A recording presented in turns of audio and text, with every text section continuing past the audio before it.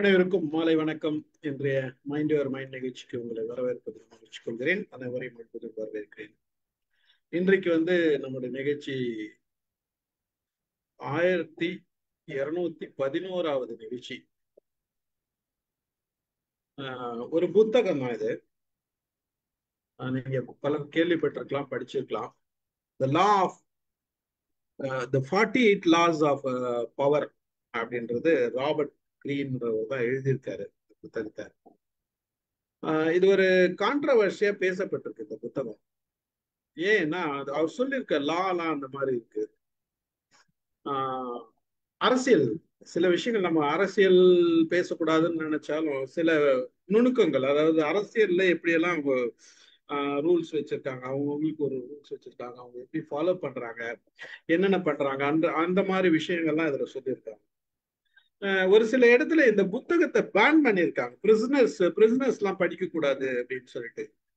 ஏன்னா இதுல இருக்கிற விஷயங்கள்ல பிரிசனர்ஸ் எல்லாம் படிச்சாங்கன்னா நமக்கு இது அவங்க கான்ட்ராவர்சியா போயிடும் அப்படின்ற மாதிரிலாம் கருத்துக்கள் இருக்கு. இது என்ன கான்ட்ராவர்சிஸ் இருக்குது பார்ப்போம். ராபர்ட் கிரீன் இவர் அமெரிக்கன் ஆத்தர். 59ல பிறந்திருக்காரு. மே மாசம் இந்த மாசம் தான் பிறந்திருக்காரு. 14ஆம் தேதி பிறந்திருக்காரு. இவர் எழுதிய இவருக்கு ஒரு 38 வயசு வரைக்கும் ஒரு சரியான வேலை கிடையாது. நிறைய புத்தகங்கள் படிச்சிருக்காரு, நிறைய இன்ஃபர்மேஷன் படிச்சிருக்காரு. அதுல இவரோட இந்த புத்தகம் ஒரு பிரேக் த்ரூ கொடுத்திருக்குது. 1998ல தான் இந்த புத்தகத்தை எழுதியிருக்காரு. இது இதுல வர லா அப்படின்றது பார்த்தோம்னா, நம்ம இத பத்தி பேசுறதுக்கு முன்னாடி சில விஷயங்களை நாம் பேசணும்னு முன்னாடி நினைக்கிறேன். என்ன அப்படின்னா, நம்ம இன்டர்நெட்ல இன்னைக்கு எதுக்கு எடுத்தாலும் என்ன பார்க்குறோம் அப்படின்னா, கூகுள்ல போய் பாருங்க அப்படின்றோம். கூகுள்ல போய் பாருங்க, டெஸ்ட் பண்ணுங்க. கூகுள் போகாதீங்க. அதுல கூகுள்ல இன்ஃபர்மேஷன், எந்த இன்ஃபர்மேஷன் வேணும்னாலும் கூகுள்ல இருக்குதா அப்படின்னு போக்குறோம். இந்த கூகுள்ல இருக்கிற இன்ஃபர்மேஷன் எல்லாம் ரைட்டா அப்படின்றது ஒரு பக்கம் இருக்குது. எல்லாம் பர்ஃபெக்டா இருக்குதா அப்படின்றதெல்லாம் கேள்விங்க. ஏன் அப்படின்னா, இந்த கூகுள் அப்படின்றத சர்ச் பண்றது நமக்கு கொடுக்குறது எல்லாமே ஒருத்தர் ஒரு பார்த்து போட்டு வச்ச தகவல்கள் தான். அங்க பல தவறான தகவல்களும் ராங் இன்ஃபர்மேஷனும் இருக்குது. அப்போ சில விஷயங்கள் நம்ம மோஸ்ட்லி இப்போ கரெக்டா போட்டிருக்காங்கன்னு வச்சுக்கோங்க. ஒரு காலத்துல நிறைய ராங் இன்ஃபர்மேஷன் இருக்கு. ஆனாலும் சில தேவையற்ற விஷயங்களும் தேவையற்ற நமக்கு, அதாவது ஒருத்தர் ரைட்டுன்னு சொல்ற விஷயத்த வேற மாதிரி போட்டு ப்ரொஜெக்ட் பண்ணி இருக்கிற விஷயங்களும் அங்க செய்திகளும் இருக்குது. நான் அதான் எப்பயுமே சொல்லுவேன். நம்ம பேசும்போது ஆதி காலத்துல நம்ம மைண்ட் யுவர் மைண்ட் ஆரம்பிச்சதுல நிறைய புத்தகங்கள் பத்தி பேசியிருக்கோம். நிறைய ஆத்தர்கள், நிறைய எழுத்தாளர்களோட புத்தகங்கள் நம்ம பார்த்திருக்கோம், கதைகள் பேசியிருக்கோம், எல்லாமே பேசியிருக்கோம். பல செய்திகள், எல்லா செய்திகளும் நம்ம சயின்டிபிக்கா இருந்தாலும் சரி, பல விஷயங்கள் இன்னைக்கு ஒரு ஒரு தியரியை ப்ரூவ் பண்ணியிருக்காங்கன்னா நாளைக்கு அந்த தியரி மாறி இருக்கு. அது நேச்சுரலாவே நடக்குது. அதே மாதிரி பார்த்தோம்னா நமக்கு எல்லா புத்தகங்கள்ல இருக்கிற கருத்துக்களும் சரியா அப்படின்ற ஒரு கேள்வி நமக்குள்ள எப்பயுமே எழுதுதுன்னா நம்ம அதை கொஞ்சம் அலசுவோன்றதுதான். அந்த அந்த கோணத்துலதான் இந்த புத்தகத்தையும் நம்ம பார்க்கணுன்றது என்னோட பார்வை. இந்த புத்தகத்துல 48 லா சொல்லியிருக்காரு. இந்த 48 லா இன்னைக்கு மொத்தமா பேசிட முடியாதுன்றதுக்காக தான் நான் பார்ட் 1ன்னு போட்டேன். மேக்சிமம் ஒரு 12 லா பத்தி டிஸ்கஸ் பண்ணலான் இருக்கேன்.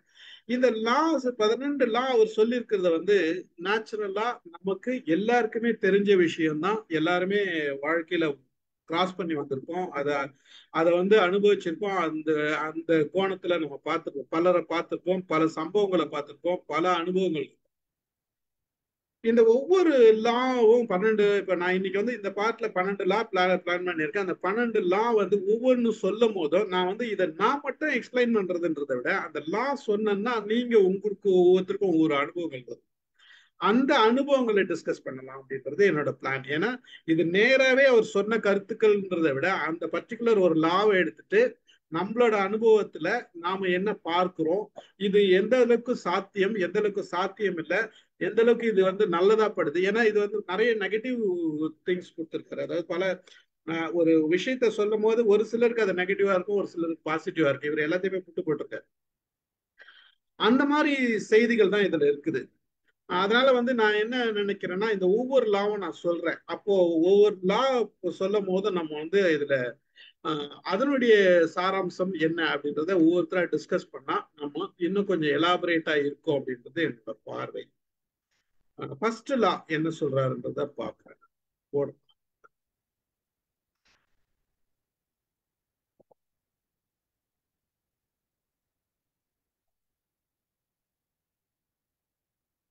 ஃபர்ஸ்ட் லா இதுதான். Never outshine the master அப்படின்ற ஒரு லா சொல்றாரு. உன்னுடைய மேலதிகாரியை ஒருபோதும் மிஞ்ச வேண்டாம். தனக்கு மேல இருக்கிறவங்களை நம்ம ஒர்க் பண்ணும் போதோ, நம்மளோட பெரியவங்களோ நம்ம இருக்கிறப்போ அவங்கள வந்து நம்ம எது ஒர்க் பண்ற மோஸ்ட்லி ஒர்க் பண்றவங்களுக்கு பாலிசி இது பொலிட்டிக்ல இருக்கிறவங்களுக்கு இந்த மாதிரி இடங்களுக்கு இந்த லா பொருந்தும்ன்றதுதான் என்னோட பார்வை. Never outline outshine the master. அதாவது எந்த காரணத்தை கொண்டும் உங்களுடைய மேலதிகாரி நீங்க வந்து உங்களுக்கு நிறைய திறன் இருக்கு, நமக்கு வந்து நிறைய திறன் இருக்கு, எனக்கு வந்து இவரை விட நிறைய விஷயங்கள் தெரியும், இவருக்கு தெரியாத விஷயங்கள்லாம் எனக்கு தெரியும் அப்படின்ற மாதிரி அவர்கிட்ட நம்ம ப்ரொஜெக்ட் பண்ணிக்க கூடாது அப்படின்ற ஒரு விஷயத்த தான் இங்க சொல்றாரு. அப்படியே நீங்க ஏதாச்சும் அவர் இருக்கிறப்ப அவர் உங்களோட பாஸ் இருக்காரு, அவர்கிட்ட வந்து யாரோ ஒருத்தர் பக்கத்துல வராங்க இல்ல கெஸ்ட் வராங்களோ, நீங்க வேலை செய்யறத பார்த்துட்டு உங்களை அப்ரிஷியேட் பண்றாங்க, நீங்க வந்து பாஸை விட நல்லா பண்றீங்க அப்படின்னு சொல்லிட்டு அப்ரிஷியேட் பண்றாங்க அப்படின்னு சொன்னார்னா கூட இது எல்லாமே அவர்கிட்ட இருந்து நான் கத்துக்கிட்டு தான் அப்படின்ற மாதிரி நீங்க அவர் அந்த அந்த சைடு அவர் கோல் போட்டுட்டே இருக்கணும். நீங்க எல்லாமே தெரிஞ்சா கூட அவருக்கு மிஞ்சினா நீங்க எந்த காரணத்தை கொண்டும் காண்பிக்க கூடாது அப்படின்றது இதோட ஃபர்ஸ்ட் லா அவர் சொல்றாரு. இப்ப இந்த ஃபர்ஸ்ட் லான்றது நம்ம வாழ்க்கையில எல்லாருமே வந்திருக்கோம் பல இடங்கள்ல நம்ம ஒர்க் பண்ணியிருக்கோம், ஒவ்வொருத்தரும் ஒவ்வொரு சில இடத்துல ஒர்க் பண்ணியிருக்கோம், ஒவ்வொருத்தருக்கும் இந்த அனுபவங்கள் இருக்கும். இதை நாம முதல்ல டிஸ்கஸ் பண்ணுவோம். இதுதான் ஒண்ணு இந்த மாதிரி டிஸ்கஸ் பண்ணலாம். அதாவது நம்மளோட பாஸ் அப்படின்றப்ப நாம எப்படி நடந்துட்டு இருக்கோம், நமக்கு மேலதிகாரி இருந்தப்ப நாம எப்படி நடந்துட்டு இருக்கோம், அதனால என்ன விளைவுகள் வந்தது, நாம இந்த லா சொல்ற மாதிரி நாம நடந்துட்டு இருக்கோமா, நம்ம கூட இருந்தவங்க எல்லாம் அப்படி நடந்துக்கிட்டாங்களா அப்படின்றது. இது டோட்டலாவே என்ன சொல்றாங்கன்னா எமோஷனல் இன்டெலிஜென்ஸ் தியரி தான் இங்க வருது. அதை பட் நம்ம இப்ப நம்ம ரியலாவே டிஸ்கஸ் பண்ணுவோமே அப்படின்றது தான். வணக்கம் சார், ஞானசேகர் சார், வாங்க. வணக்கம். வணக்கம் வணக்கம் வணக்கம். மகிழ்ச்சி மகிழ்ச்சி. இதுதான் ஃபர்ஸ்ட் லா. நம்ம எந்த காரணத்தை கொண்டும் நம்மளோட மேலதிகாரிக்கு விட நான் உயர்ந்தவன், எனக்கு நிறைய தெரியும் அப்படின்றத காட்டிக்க கூடாதுன்றதுதான் ஃபர்ஸ்ட் லாவா சொல்றாரு. இது இது அப்ப நீங்க பவர்ல இருக்கணும்னா அப்போ நான் எப்போ பவர்ல இருக்குது, அதுக்கு ஒரு காலம் வரும். அந்த காலம் வரப்ப நீங்க அதை மிஞ்சிட்டு போலாம். அது வரைக்கும் நீங்க வந்து எந்த காரணத்தை கொண்டும் நீங்க வந்து உங்களுக்கு எல்லாம் தெரியும் அப்படின்னு காமிச்சிட்டீங்கன்னா உங்களை ஒரு அடி அடிச்சாங்கன்னா நீங்க காணாது போயிடுறீங்க அப்படின்றதுதான் இவர் சொல்ற ஃபர்ஸ்ட் லா வந்து. ஸோ இது வந்து நம்ம வாழ்க்கையில நடந்திருக்கும். நம்ம எல்லாருமே ஆல்மோஸ்ட் ஒர்க் பண்ணி பல பல இடங்களை பார்த்துட்டு கடந்து வந்திருக்கோம். அப்போ இது வந்து எப்படி இருக்குது ப்ராக்டிக்கலா? ஏன்னா புக்கில் அவர் எழுதுன்ற ஒரு பக்கம், நம்ம ரியலா பேசணுன்றது தான் நான் எதிர்பார்க்கிறேன். இதை கொஞ்சம் ஒவ்வொருத்தரா சொல்லலாம். வாங்க சார், நீங்களே சொல்லுங்க சார். இது முற்றிலும் உண்மைங்க. எப்பவுமே அது பள்ளிக்கூடத்துல இருந்தாலும் சரி, அலுவலகத்துல இருந்தாலும் சரி, எங்க இருந்தாலுமே குருவை மிஞ்சின சிஷ்யனா இருக்கலாம். ஆனா குருவுக்கு சொல்லக்கூடாது நான் உன்னை மிஞ்சின சிஷ்யன்னு சொன்னா அதோட முடிஞ்சுது கதை. அதனால எவ்வளவு தூரம் நம்ம பவ்யமா கத்துக்கிறோமோ மேலதிகாரிட்ட இருந்து அவங்க கிட்ட இருக்கிறது தான் ரொம்ப புத்திசாலித்தனம். ஒருவேளை நம்ம வந்து கத்துக்கிறது அவங்களோட அதிகமா இருக்கு, இதுக்கப்புறம் அங்க செய்யறதுக்கு ஒண்ணு இல்லை, நம்மளுடைய பெர்ஃபார்மன்ஸ் அங்க அவங்க வழிவிட மாட்டாங்கன்னா அதை விட்டு வேற இடத்துல பார்க்கறது தான் பெட்டரா இருக்கும்.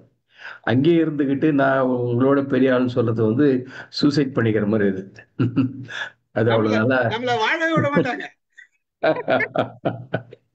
அது ரொம்ப ரேர், ரொம்ப ரேர். அப்படி அப்படி விட்டாங்கன்னா அது காரணம் இருக்கும். ஒருவேளை வேற வழி இல்லை, எனக்கு இந்த ஆள் தான் பண்ணுவாரு, நான் இந்த ஆள் முறைச்சிக்கிட்டா நல்லா இருக்காது பாஸ் ஃபீல் பண்ணா ஓரளவுக்கு இருக்கலாம். அப்போ அவங்க கிட்ட வீக்னஸ் இருக்கணும் மோஸ்ட்லி.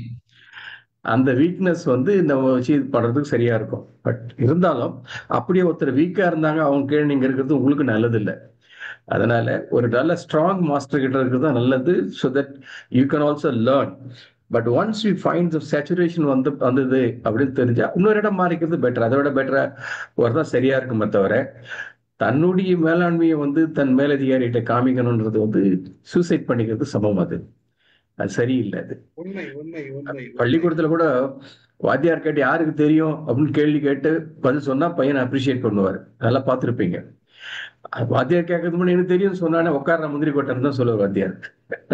இது வந்து இயல்பாக நடக்கிற விஷயங்கள் எல்லாமே. அதனால அது அலுவலகம் வந்தாலும் சரி, பள்ளிக்கூடமா இருந்தாலும் சரி, எல்லா இடத்துலையுமே அவங்க கேட்கும்போது அது சொன்னா தான் அதுக்கு உண்டான வேல்யூ.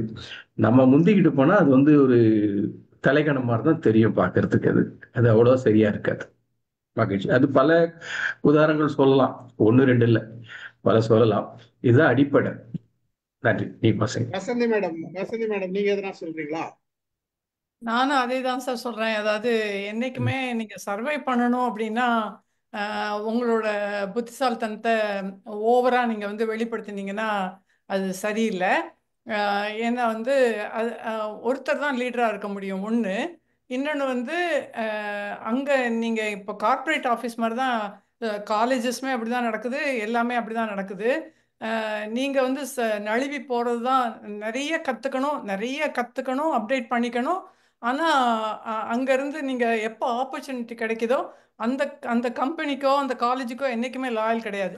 உங்களோட செல்ஃபிஷ்னஸ் தான் உங்களுக்கு இம்பார்ட்டண்ட்டு. ஸோ நான் முன்னேறணும், எனக்கு என்னோட பேங்க்கில் நீங்கள் ரூபா போட்டுகிட்டே இருங்க, அதுதான் எனக்கு வேணும். ஸோ அந்த மாதிரி தான் இருந்தால் தான் நீங்கள் படைக்க முடியும். இங்கே வந்து இந்த கான்ட்ராக்ட் பேசிஸில் தான் எல்லாமே போகும்.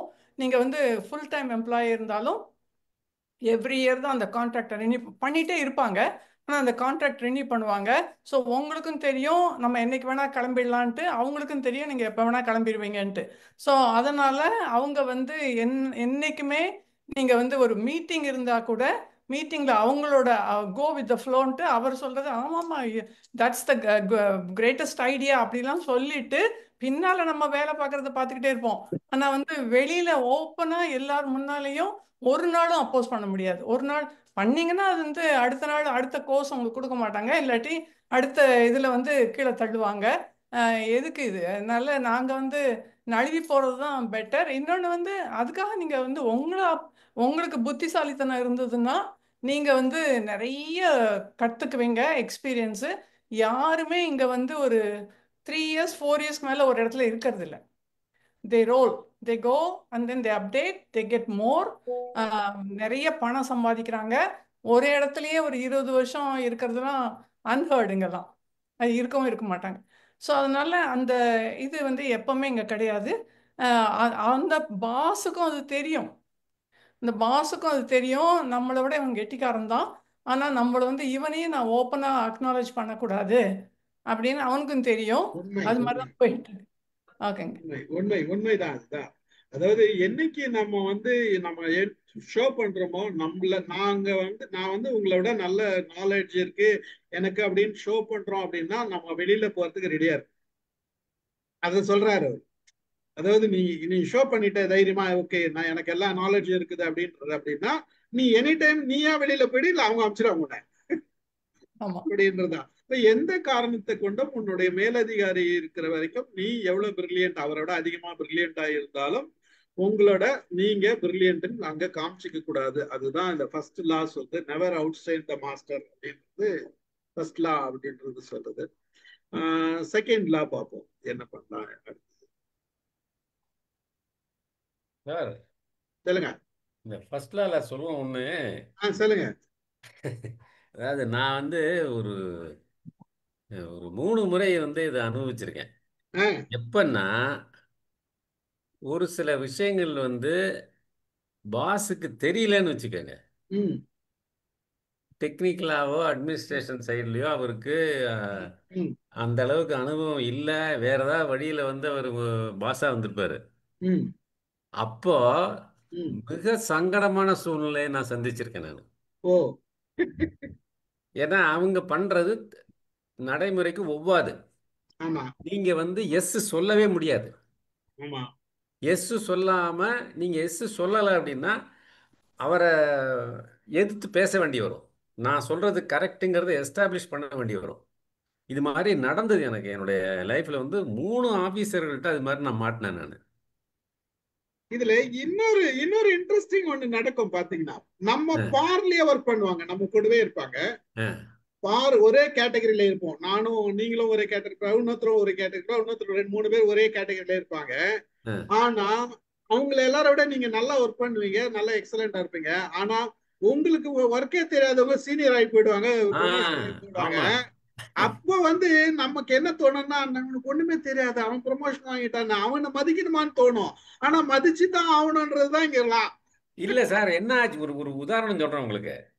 அதாவது ஒரு டெக்னிக்கல் இஷ்யூ, அவர் சொல்றதா நான் செய்ய முடியாது, செஞ்சேன்னா வேற மாதிரி போயிடும், எக்ஸ்சேஞ்ச் ப்ராப்ளம் ஆயிடும். நான் இதை செய்ய முடியாது அப்படின்ற. என்ன நான் சொல்றதை நீங்க ஒபே பண்ண மாட்டேங்கிறீங்க அப்படின்னாரு. நான் ஒபே பண்ண மாட்டேன் சார், யார்கிட்ட வேணா சொல்லுங்க நீங்க அப்படின்ட்டேன் நானு. அப்புறம் ஒரு பக்கத்துல யாரோ இருந்தவங்கள்ட்ட யார்கிட்ட பேசுறாரு இவர் இது மாதிரி சொல்றாரு அப்படின்னு கேட்டிருக்காரு பக்கத்துல. அவர் ஆக்சுவலா அந்த இடத்துக்கு புதுசு. அவரு கேட்டோன்னே, இல்ல சார் அவர் அது மாதிரிலாம் பேச மாட்டாரு, சரியா இல்லாம சொல்ல மாட்டாரு அப்படின்னு. நீங்க உடனே நான் வேற ஊர்ல இருந்தேன், இம்மீடியட்டா கிளம்பி வாங்க அப்படின்னாரு. வர முடியாது சார் அப்படின்னு, இந்த சூழ்நிலையை விட்டுட்டு நான் வர முடியாது அப்படின்னு சொன்னேன் நான். எக்ஸ்சேஞ்சில் யாருமே கிடையாது, இன்ஜின் ஓடிட்டு இருக்கு, I have to be there, நான் இருந்துதான் ஆகணும், யார்கிட்ட வேணா சொல்லிக்கிங்க நீங்க, நான் அதை முடிச்சு சாயந்தரம் 6 மணிக்கு மேலே வரேன், நீங்க ஆபீஸ் இருந்தா பார்க்கலாம், காலையில பாக்குறேன்ட்டு வந்துட்டேன். அப்புறம் எல்லாத்தையும் பேசியிருக்காரு, சொல்றது கரெக்டு தான் சார். அப்புறம் அங்க பக்கத்துல இருக்கவங்கள்ட்ட கூப்பிட்டு பேசினேன், சார் இந்த மாதிரி சிச்சுவேஷன் இருக்கு, நான் இங்கேருந்து கிளம்ப முடியாது, யாருமே கிடையாது, இன்ஜின் ஓடிட்டு இருக்கு, பவர் இல்ல, யாரும் கிடையாது விட்டுட்டு வர்றதுக்கு, அதனால 6 மணிக்கு தான் பவர் வரும், அதுக்கப்புறம் தான் நான் கிளம்ப முடியும், எனக்கே ஒரு எமர்ஜென்சினா இங்கே கிளம்ப முடியாது நான்.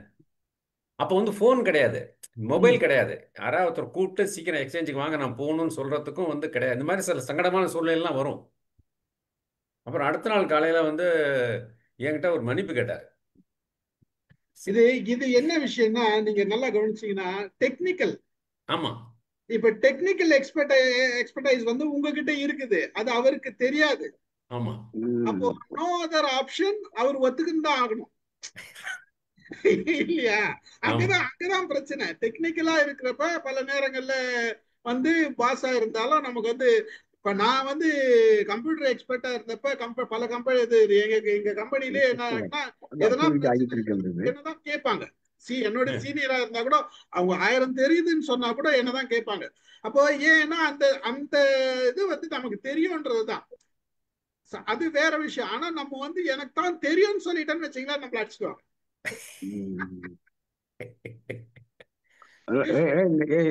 என்னுடைய ஒரு இது எக்ஸ்பீரியன்ஸ் இருக்குது.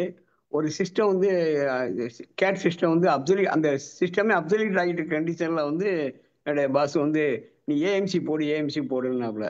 நான் முடியாது அப்படின்னு நிறுத்திட்டு நான் ஆல்டர்னேட்டிவ் ஒர்க் பண்ணிட்டு இருந்தேன். சரி, இது அடுத்த சிஸ்டம் புது சிஸ்டமே வித் சாஃப்ட்வேரோட வாங்கி ப்ளஸ் ஏஎம்சி ஆட்டோமேட்டிக்காக அதில் இன்க்ளூட் ஆகிடும்.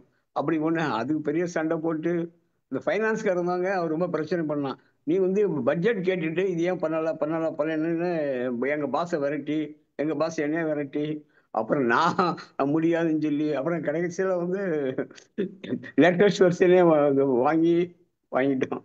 அது பெரிய பிரச்சனை, போராடி தான் வாங்க வேண்டியது இருக்கு. அதாவது மகிழ்ச்சி. நீங்க 2 பேரும் சொல்லுங்க, அடுத்த லாப் போயிடுவோம். வாங்க சார், வினயதாஸ். இல்ல, நான் சொல்ல விரும்பினது ரொம்ப சிறப்பா இருக்கு, இந்த முறையே நல்லா இருக்கு. மன்னரை சேர்ந்து ஒழுகல் அப்படின்னு 70வது அதிகாரம் திருக்குறள்ல ரொம்ப அழகா சொல்றாரு. குறிப்பறிந்து காலம் கருதி வெறுப்பில வேண்டுவ வேட்பச் சுழல்ங்கிறாரு 6:9. அதே மாதிரி வேட்பட சொல்லி அப்படிங்கிறாரு. நிறைய அது இளையர் இனமுறை என வேண்டா, எனக்கு கீழே உள்ளவர் ஒரு காலத்துல எனக்கு மேல வந்துட்டாரு. அப்பவும் நம்ம கவனமா தான் இருக்கணும். நம்ம பார்க்க வந்தவன்னு நினைக்க முடியல, ஏன்னா அவர் டைரக்ட் ரெக்ரூட்மெண்ட் ஆபீசரா வந்துட்டாரு அதுக்கப்புறம் அந்த பரீட்சையில. அப்ப என்னுடைய நண்பர் சொன்னாரு, வேற எவனோ வரப்போறேன், தெரிஞ்சவன் வந்திருக்கேன். இப்ப தெரிஞ்சவன் வந்திருக்கிறதுனால நம்மளுடைய திறமை அவனுக்கு தெரியும், அவன் நம்மகிட்ட கரெக்டா தான் நடந்துக்குவான் அப்படின்னு சொன்னார். யாரோ வட இந்தியன் இந்தியில பேசுறதுக்கு நமக்கு தெரிஞ்சவன் நம்மளோட வேலை பார்த்தவன் இன்னைக்கு வேற ஒரு முறையில வந்துட்டான் அப்படின்னாரு. இது ரொம்ப அந்த மன்னரை சேர்ந்தவர்களை நண்பர்களை பார்க்க நான் நினைச்சேன் சார், அதாவது இது எல்லாத்துக்குமே திருக்குறள் வருது. எந்தெந்த திருக்குறள் உங்களை கேட்கணும்னு நினைச்சேன், எனக்கு நேரம் இல்ல. நான் சில திருக்குறள் நினைவுல வந்தது. நீங்க இருங்க, ஒரு திருக்குறள் சொல்லுங்க. மகிழ்ச்சி. வாங்க லதா. நல்லது. சார் நீங்க எல்லாம் இப்ப இந்த கார்ப்பரேட் இது மாதிரி ஆபீஸ் லைன்ல இருக்கிற எக்ஸ்பீரியன்ஸ், நான் டீச்சிங் லைன் சொல்றேன், அங்க என்ன மாதிரி சேலஞ்சஸ் இருக்கும்ட்டு. என்னுடைய பர்சனல் எக்ஸ்பீரியன்ஸ் ஒரே ஒரு எக்ஸாம்பிள் மட்டும் சொல்றேன். அது என்னன்னா, ஒரு கிளாஸ்க்கு வந்து ஒரு அது ரெஸ்பெக்டிவ் ஸ்டாஃப் ஏதோ லீவ், லாங் லீவ் சம்திங், அதனால நாங்க பிரிச்சு எடுக்கணும். அப்ப நான் போனேன். அப்போ ஏதோ ஒரு டாபிக் எடுத்தேன். அதுல அந்த டாபிக் என்னன்னா, புக்கிலேயே அது தப்பா இருக்கும். அது ஆனா நல்லா அந்த அளவுக்கு பசங்களுக்கு சொல்லாம நான் ஆக்சுவலா ரைட்டானது எப்படி லாவோ அந்த ஃபார்முலா ப்ரொசீஜர் என்னவோ அது சொல்லி கொடுத்துட்டு வந்துட்டேன். மறுநாள் அதுக்கான ஹோம்ஒர்க் கொடுத்துருந்தேன். அந்த ஹோம்ஒர்க் செக் பண்ணணும். அதுக்குள்ள அங்க இன்னொரு பீரியட் எம்டியா இருக்குன்ட்டு இவ என்னோட ஹெச்ஓடி போனாங்க. அங்க போனும்போது அப்படியே அவங்க நோண்டுவாங்க, இவங்க என்ன பண்ணாங்க அவங்க என்ன பண்ணாங்கன்ட்டு. அப்ப இது மாதிரி சொன்ன அது தப்பாச்சே, நீ எப்படி எப்படி சொல்லலாம்னு அந்த பசங்க முன்னாலேயே அவங்க என்ன தப்பு தப்பா சொல்லிட்டு வந்துட்டாங்க. இது வந்து ஷிஃப்ட் சிஸ்டம். நான் வந்து அடுத்த ஷிஃப்ட்டுக்கு தான் போவேன், அவங்க முதல் ஷிஃப்ட்லயே இருப்பாங்க. நான் போன உடனே லபலபலபலபன்னு கத்துறாங்க, நீ என்ன இப்படி பண்ண அப்படி பண்ண அப்படின்ட்டு. நான் எல்லாம் பொறுமையா கேட்டுட்டு அதுக்கப்புறம் சொன்னேன், மேம் இது தப்பு மேம், இது புக்கிலேயே இருக்கிறது தப்பு அப்படின்னு. அவங்க ஒத்துக்கவே இல்லை. கடைசியில அதுக்கான எக்ஸாம்பிள் ப்ரூஃப் எல்லாம் கொடுத்து அதுக்கப்புறம் அவங்க ஒத்துக்கிட்டாங்க. பசங்கள்கிட்ட போய் இது மாதிரி சொன்னாங்க. நான் முதல்ல கிளாஸ் போயிட்டு தான் இவங்கள்ட்ட வந்தேன், இவங்களும் வேற கிளாஸ் போயிருந்தாங்க. அங்க பசங்கள்கிட்ட சொன்னேன், அவங்கள்ட்ட இவங்கள நம்ம போட்டு கொடுக்க கூடாது, அப்புறம் பிரச்சனை ஆயிடும்ட்டு. இல்லம்மா நான் சொல்றது கேளு, அவங்க வேற சப்ஜெக்ட் ஹேண்டில் பண்றவங்க, இது தெரியல போல இருக்கு, நான் சொல்றது கேளு, உனக்கு இது மாதிரி ரிசல்ட் வரும். இல்ல அவளுக்கு ஒத்துக்கிட்டான். அப்புறம் இவங்க அவ்வளோ கோவப்பட்டாங்க. அதுக்கப்புறம் நான் எல்லாம் எக்ஸ்பிளைன் பண்ண அப்புறம், அப்படின்னு நீங்க என்ன புக்கையே தப்புன்னு சொல்றீங்களா? ஆமா மேடம், சில சமயம் தப்பா தான் இருக்கும் அப்படின்னு அவ்வளோ சொல்லி ஃபைனலா வரைக்கும் கூட அவங்க ஒத்துக்கல. அந்த காட்டை வேற இதுல காமிச்சாங்க எனக்கு. நான் வெளியிலயே வர அளவுக்கு ஆயிடுச்சு. எனக்கு ஒன்னும் பிரச்சனை இல்லை, நான் வேற காலேஜ்ல சேர்ந்தேன். ஆனா அந்த அளவுக்கு எனக்கு ட்ரபிள் கொடுத்தாங்க. அதுதான் அந்த சீனியாரிட்டி இது இருக்கும், அந்த ஈகோ கிளாஷ் ஆகுது. ஈகோ வந்து என்னதான் நம்ம ப்ரூவ் பண்ணா கூட அவங்களுக்கு உள்ளுக்குள்ள ஒரு ஈகோ கிளாஷ். நான் வந்து சீனியர் வச்சே, நீ எப்படி ப்ரூவ் பண்ணாலும் நான் வந்து உன்னை விட்டுருடா அப்படின்றதுதான். ரவி சார் வாங்க போய்க்க சொல்லு. மைக் ஆன் பண்ணு.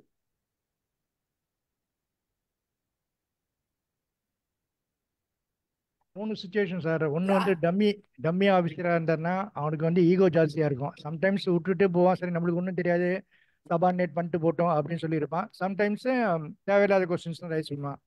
ரெண்டாவது வந்து நம்மளோட டைரக்ட் ஆள், விஷயம் தெரிஞ்ச ஆளாக இருப்பான். ஸோ அவன் கொஞ்சம் கூட ஒத்துக்குவான். மூணாவது ஆள் நம்மளுக்கு வந்து நம்ம விஷயம் நிறையா தெரிஞ்சிருந்தா நம்மளோட டைரக்ட் பாஸுக்கு தெரியாமல் பாஸோட பாஸுக்கு தெரிவிக்கிற மாதிரி நம்ம வேலை செஞ்சால் போதும். இதுதான் என்னோட இது.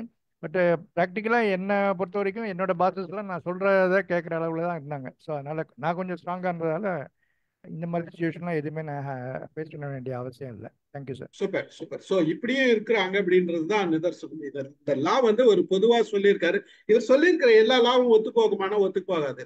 பல வந்து லாஸ் வந்து கொஞ்சம் நமக்கு அனதிக்கலாலாம் இருக்குது. இது நம்ம டிஸ்கஸ் பண்ணோம், நிறைய டிஸ்கஸ் பண்ண வேண்டியது இருக்கு. அடுத்த லா போயிடுவோம், நம்ம பார்ப்போம். அடுத்தது வந்து என்ன சொல்றாருன்னா, never put too much trust in friends. உங்க ஃப்ரெண்ட்ஸு கூட ரொம்ப ட்ரஸ்ட் போடாதீங்க, நிறைய நம்பிக்கை வைக்காதீங்க. அதே நேரத்துல இன்னொரு விஷயம் என்ன சொல்றேன்னா, learn how to use your enemy. எனிமீஸை நம்ம எப்படி பயன்படுத்தணும் அப்படின்றத பாருங்க அப்படின்னு தான். நண்பர்கள் மீது அதிக நம்பிக்கை வைக்காது, எதிரிகளை பயன்படுத்துவது கற்றுக்கொள். இது வந்து அடுத்த லா. ஏன் நண்பர்களை வந்து அதிக நம்பிக்கை வைக்காது அப்படின்னா, நமக்கு நம்பிக்கை துரோகம் செய்யறவங்க எல்லாருமே நம்ம கூட பழகுறவங்க மட்டும்தான். நீங்க எப்போ பாத்தீங்கன்னா தூரத்துல இருந்து வரவங்க யாருமே நமக்கு நம்பிக்கை துரோகம் செய்ய முடியாது. நம்மளை பத்தி தெரியாதவங்க நம்ம நம்பிக்கைன்றது என்ன, நம்ம நம்பி பல விஷயங்களை ஒருத்தர்கிட்ட நம்ம ஷேர் பண்றோன்றப்ப அது யார்கிட்ட ஷேர் பண்ணணும்னா நம்மளோட பழகினவங்களா இருக்கணும், உறவினர்களா இருக்கணும், நண்பர்களா இருக்கணும், அவங்க கிட்ட மட்டும் தான் நம்ம ஷேர் பண்ணுவோம். அவங்க மட்டும்தான் வந்து நமக்கு நம்பிக்கை துரோகம் செய்வாங்க. நம்ம நம்பி சொன்ன சில விஷயங்களை அவங்க நமக்கு எதிராக பயன்படுத்துறாங்க பல காலங்கள்ல. அதனால டோன்ட் ட்ரஸ்ட், உங்களோட ஃப்ரெண்ட் நண்பர்களை இதுவா இருக்காதீங்க அப்படின்றது இந்த 2வது லாவா அது சொல்றாரு. இது வந்து பல நேரங்கள்ல உண்மைதான், பல நேரங்கள்ல. ஆனா எல்லா நேரத்திலயும் உண்மையா அப்படின்னா கிடையாது. நம்பிக்கையான பல நண்பர்கள் நம்மளோட இருக்கிறாங்க. நம்ம இன்னைக்கு எவ்வளவு பேர் பழகுறோம், கொள்றோம், எவ்வளவு செய்திகள் நம்ம பகிர்ந்துக்கிறோம். ஆனா வந்து அந்த அந்த அந்த நம்பிக்கையை காப்பாற்றுற மக்கள் இருக்கிறாங்கன்றது நிதர்சனம். ஆனா இவர் சொல்றது ஹிஸ்டாரிக்கலா எடுத்துக்கிற பல உதாரணங்கள் பாத்தீங்கன்னா, பல பெரிய ஆளுங்களை காட்டி கொடுத்தோம்னா கூட இருந்தவங்க தான் காட்டி கொடுத்துறாங்க. பல உறவினர்கள் பிரச்சனை வந்ததுன்னா கூட இருந்த உறவினர்களும் விஷயம் தெரிஞ்சவங்களுக்கு மட்டும்தான் பண்ணியிருக்காங்க. அவங்க இப்ப பலர் ஜெயிலுக்கு போயிருக்கிறதும், பலர் வந்து ஏமாந்து போனதும், பல சொத்துக்கள் பறிபோனதுக்கும் காரணம் எல்லாருமே கூட இருந்தவங்க மட்டும்தான். அப்போ நம்பிக்கைன்றது இது வந்து எந்த அளவுக்கு அப்படின்றது உங்களோட கூட இருக்கிறவங்களுக்கு, உங்களோட நண்பர்கள், உங்களோட உறவினர்கள் அவங்க மேல வச்சிருக்கிற நம்பிக்கை அப்படின்றது. அதுக்குதான் எப்பயுமே நம்ம சொல்றது வந்து கொஞ்சம் டிஸ்டன்ஸ் எல்லாருக்கிட்டையும் மெயின்டைன் பண்ணுங்க அப்படின்றத நம்ம யூஸ்வலா சொல்றது. டிஸ்டன்ஸ் மெயின்டைன் பண்றதுன்னா நம்ம எல்லாத்தையும் சொல்ல மாட்டோம், எல்லாரும் எல்லாத்தையும் சொல்ல மாட்டோம். ஆனா ஒரு சில நேரத்துல இது வந்து இப்ப நடக்குது அப்படின்றது நிதர்சனம். நம்பி ஒரு ஃப்ரெண்ட் அப்படின்றதுனால நம்பி பல விஷயங்கள் நம்ம நம்ம ஷேர் பண்ணக்கூடாத விஷயங்கள்லாம் ஷேர் பண்ணோம். ஆனா அதை வந்து அவங்களுக்கு தகுந்த சமயத்துல, தேவையான சமயத்துல பயன்படுத்திடுறாங்க அப்படின்றது பல சூழ்நிலைகள் நாமளும் பார்த்திருப்போம். இதுதான் 2வது லா சொல்லியிருக்காரு. இந்த இது பத்தி வேற யாருன்னா பேசாதவங்க பேசலாம். யார் சார் இது சொன்னது? யார் சார்? நான் லேட்டா வந்தேன். சொன்னது வந்து இந்த 48 லா பத்தி எழுதின ஆத்தர் ராபர்ட் கிரீன் அப்படின்றவர், அமெரிக்கன் ஆத்தர். அவர் வந்து அவர் எழுதின இந்த புக்கு தான் The Law of 48 Laws of Power அப்படின்ற பத்தி ரீசென்ட்லி பப்ளிஷ்டா? ரீசென்ட்டா ஓல்ட் ஒன்? 1998ல பப்ளிஷ் பண்ண புக். ஆமா, கொஞ்சம் ஓல்டு புக். அவரு கொஞ்சம் நல்ல ஃபேமஸ் ஆன பெஸ்ட் செல்லர்ல போயிருக்கு. நல்ல ஃபேமஸ் புக்கு. நிறைய பேர் இதை பயன்படுத்தி பயனடைஞ்சு இருக்கிறாங்க. பல கான்ட்ராவர்சிஸ் வந்திருக்குது, அந்த பிரச்சனைகளும் வந்திருக்குது. நம்ம டிஸ்கஸ் பண்ணலாமே அப்படின்றது தான், நம்ம ப்ராக்டிக்கலா டிஸ்கஸ் பண்ணலான்றதுக்காக தான் ஒவ்வொரு லாவும் சொல்லி நான் பேசுறேன். ஓகே, இந்த 2வது லா நண்பர்கள் பத்தி அதாவது என்ன சொல்றாருன்னா, நண்பர்களோட நம்ம ரொம்ப நம்ப வேண்டாம் அப்படின்றதுதான் 2வது லா. நண்பர்களை never put too much trust in friends அப்படின்றதுதான் 2வது லா. அது அடுத்தது வந்து முடிஞ்சா உங்களோட எதிரிகளை பயன்படுத்த பாருங்கள் அப்படின்றது சொல்றாரு. இது நாம செஞ்சிருக்குமா? நண்பர்கள் யாரெல்லாம் நண்பர்களுக்கு துரோகம் பண்ணியிருக்காங்க, நம்பி கெட்டவங்க நண்பர்களை எனக்கு நண்பர்கள் தான் சார். நண்பர்கள் தான் சார். அங்க சென்னைக்கு வந்ததுல இருந்து, கல்லூரியில் சேர்ந்திருந்து, ஹாஸ்டல் முதல் கொண்டு, படிப்பு முடிஞ்சு வேலை முதல் கொண்டு இன்றைக்கு வரைக்கும் நண்பர்கள் தான் எனக்கு உதவியா இருந்திருக்காங்க. ஒருத்தருக்கு ஒருத்தர் உதவியா இருந்திருக்கோம். ஒருத்தர் சொல்லி ஒருத்தர் ஹெல்ப் ஆயிருக்கும், ஒருத்தர் ப்ரொமோட் ஆயிருக்கும், ஒருத்தர் டெஸ்ட் பாஸ் பண்ணிருக்கோம், ஒருத்தருக்கு ஒருத்தர் அலைன்ஸ் பார்த்து முடிச்சு கொடுத்துருக்கோம். எனக்கு தெரிஞ்சு எந்த நண்பர்களும் எனக்கு துரோகம் பண்ணீங்க அவங்க, எக்ஸப்ட் ஒரு ஃப்ரெண்டு ஒரே ஒரு இது ஷூரிட்டி போட்டு பணம் கட்ட முடியாம அதுக்காக நான் ஒரு 15,000 20,000 கட்ட வேண்டியதா போச்சு. அதே நான் மறந்துட்டேன், அந்த நண்பனுக்காக மறந்துட்டேன். மற்றபடி நண்பர்கள் எனக்கு உறவினர்களோட உறவினர்கள் கிட்ட உண்மையை சொல்லாம இருக்கலாம், உறவினர்கள் கூட தூரம் வைக்கலாம். நண்பர்களை ரொம்ப ஒவ்வொரு பேர் நண்பர்களுக்கு கிட்ட சேர்த்துக்கிறது. அப்புறம் மேரேஜ் ஆனதுக்கு கொஞ்சம் டிஸ்டன்ஸ் ஆச்சு. அப்புறம் குழந்தைகள் வந்ததுக்கு அப்புறம் பிள்ளைகள் கல்யாணத்துக்கு அப்புறம் ஃப்ரெண்ட்ஸ் கொஞ்சம் தூரமாவே இருக்காங்க. நண்பர்கள் எனக்கு கடைசி வரைக்கும் யாரும் பெருசா துரோகம் பண்ணதில்லை. ஒருத்தருக்கு ஒருத்தர் இன்னைக்கு காலத்துல எந்த நண்பர்களுக்காவது ஷூரிட்டி போடுறதுக்கு 2 ஃப்ரெண்ட்ஸ் 3 ஃப்ரெண்ட்ஸ் கேட்கறாங்க சார். யாருக்காவது கிடைக்குமா பாருங்க. இன்னைக்கு எனக்கு எக்ஸப்ட் ரொம்ப ரேரான ஒரு ஷூரிட்டி போடுறதுக்கு அலையிற ஆட்கள்லாம் பார்த்துருக்கேன். ஒரு லோன் வாங்குறாங்க, இல்ல வீடு வாங்குறாங்கன்றப்போ ஷூரிட்டி கேட்கறாங்க. ஒரு சீட் ஃபண்ட்ல ஷூரிட்டி கேட்கறப்ப யாரும் போடுறது ரெடியா இல்லை. அந்த அளவுக்கு இருக்காங்க. நான் பார்க்கறேன் ஷூரிட்டி போட்டு நண்பர்கள் தேடுறாங்க, அந்த அளவுக்கு இருக்காங்க. எனக்கு எங்க காலத்துல அந்த காலம் அது மாதிரி பிரச்சனையே இருந்தது இல்லை. எல்லாரும் ஒருத்தருக்கு ஒருத்தர் ஷூரிட்டி போடுறது, ஒருத்தருக்கு ஒருத்தர் ப்ராப்பர்ட்டி வாங்க ஹெல்ப் பண்றது. ஸோ எனக்கு நண்பர்கள் உதவியா இருந்திருக்காங்க. எதிரிகளை பயன்படுத்த வேண்டிய அளவுக்கு எனக்கு இல்லாம போச்சு. இதுதான் என்னுடைய கருத்து. இன்னைக்கும் இருக்கிறாங்க சார், நிறைய ஃப்ரெண்ட்ஸ் ஷூரிட்டி போடுறதுக்குலாம் நிறைய ஃப்ரெண்ட்ஸ் இருக்கிறாங்க, நம்பி கொடுக்குறவங்க எல்லாம் இருக்கிறாங்க. இருக்காங்களா இருக்காங்களா நான் வந்து தொண்டர்கள் இருக்கிறாங்க, இன்னைக்கும் இருக்கிறாங்க, பிள்ளைகளோட பல நண்பர்கள் இருக்கிறாங்க. பட் நம்ம அனுபவங்கள்ல இது வந்து இவர் சொல்ற விதி வந்து உண்மைதானே. அதாவது நமக்கு துரோகம் பண்ணணும்னு ஒருத்தர் நினைச்சானா அது நம்ம கூட இருக்கவங்களா தான் மோஸ்ட்லி இருக்கலாம், வேற யாரும் வெளியில இருந்து வர மாட்டாங்க இல்லையா. ஒண்ணே ஒண்ணு. வாங்க சார், வாங்க சார். அதாவது நண்பர்கள் எப்பயுமே வந்து துரோகம் பண்ணல. துரோகம் பண்றவன் தான் அவன் நண்பராக இருக்க முடியாது, அவன் இனிமையா தான் இருக்க முடியும் என்ன பொறுத்தவரையில. ஏன்னு கேளுங்க, நண்பர்கள் எப்பயுமே வந்து நண்பராக இருக்க போய் தான் வந்து நமக்கு வந்து இது வரைக்கும் சரி, எனக்கு கல்யாணம் முடிச்சு வச்சதே நண்பர்கள் தான். நம்மளும் நிறைய நண்பர்களுக்கு கல்யாணம் பண்ணி கூட வச்சிருக்கிறோம். அதனால நண்பர்கள் வட்டம் வந்து எப்பயுமே நம்மளை வந்து உயர்த்தி தூக்கி தான் பிடிச்சிருக்க வழியே வந்து நண்பர்கள் வந்து இல்லை. ஆனா நீங்க ரெண்டாவது பாயிண்ட் சொன்னீங்க தான், அந்த எளிமைகளை வந்து கையாள கற்றுக்கொள்ளுங்க. அவங்களை வந்துட்டு நல்ல கருத்தை அதை நம்ம தவறிடுறோம். அது வந்து நிறைய, ஏன்னா அவன்கிட்ட போய் என்ன கேட்கறதுங்கிறத ஈகோ நமக்கு வந்து பிரிடாமினா நின்னதுனால நாம அதை போய் வந்து அவங்ககிட்ட போய் விரும்புறதில்லை. ஆனா புத்திசாலிய ஆளுங்க வந்து என்ன பண்ணுவாங்க, ஆபீஸ்ல வந்து அவன் என்னதான் சொல்ல வரான்னு கேட்போமே அப்படின்றாங்க. அந்த கேட்போமேங்கிறது வந்து பாத்தீங்கன்னா நிறைய வந்து அவங்க சாதகமாக வரும். அதனால் நாங்கள் அதெல்லாம் பயன்படுத்த தவறுன ஆட்கள் விட்டுட்டோம். நாங்கள் அந்த மாதிரிலாம் கேட்கல. நமக்கு அதான் அங்கே காரணம் வந்து நம்ம ஈகோ. ரெண்டாவது, நமக்கு நம்ம நண்பர்கள் இருக்கிறாங்களே, அவங்க பண்ணுவாங்க, அவங்க பண்ணுவோம், அது போதும் அப்படின்னு சொல்லி அப்படித்தான் தூக்கி விட்டுட்டு இருக்கோம். ஏன்னா இதை விட நமக்கு வந்து நண்பர்கள் உதவி செய்ததான் அதிகமாக எதிரிகளை பயன்படுத்துறது இல்லைங்கிறது வந்து என்னுடைய கருத்து தான். மற்ற நண்பர்கள் பேசட்டும்.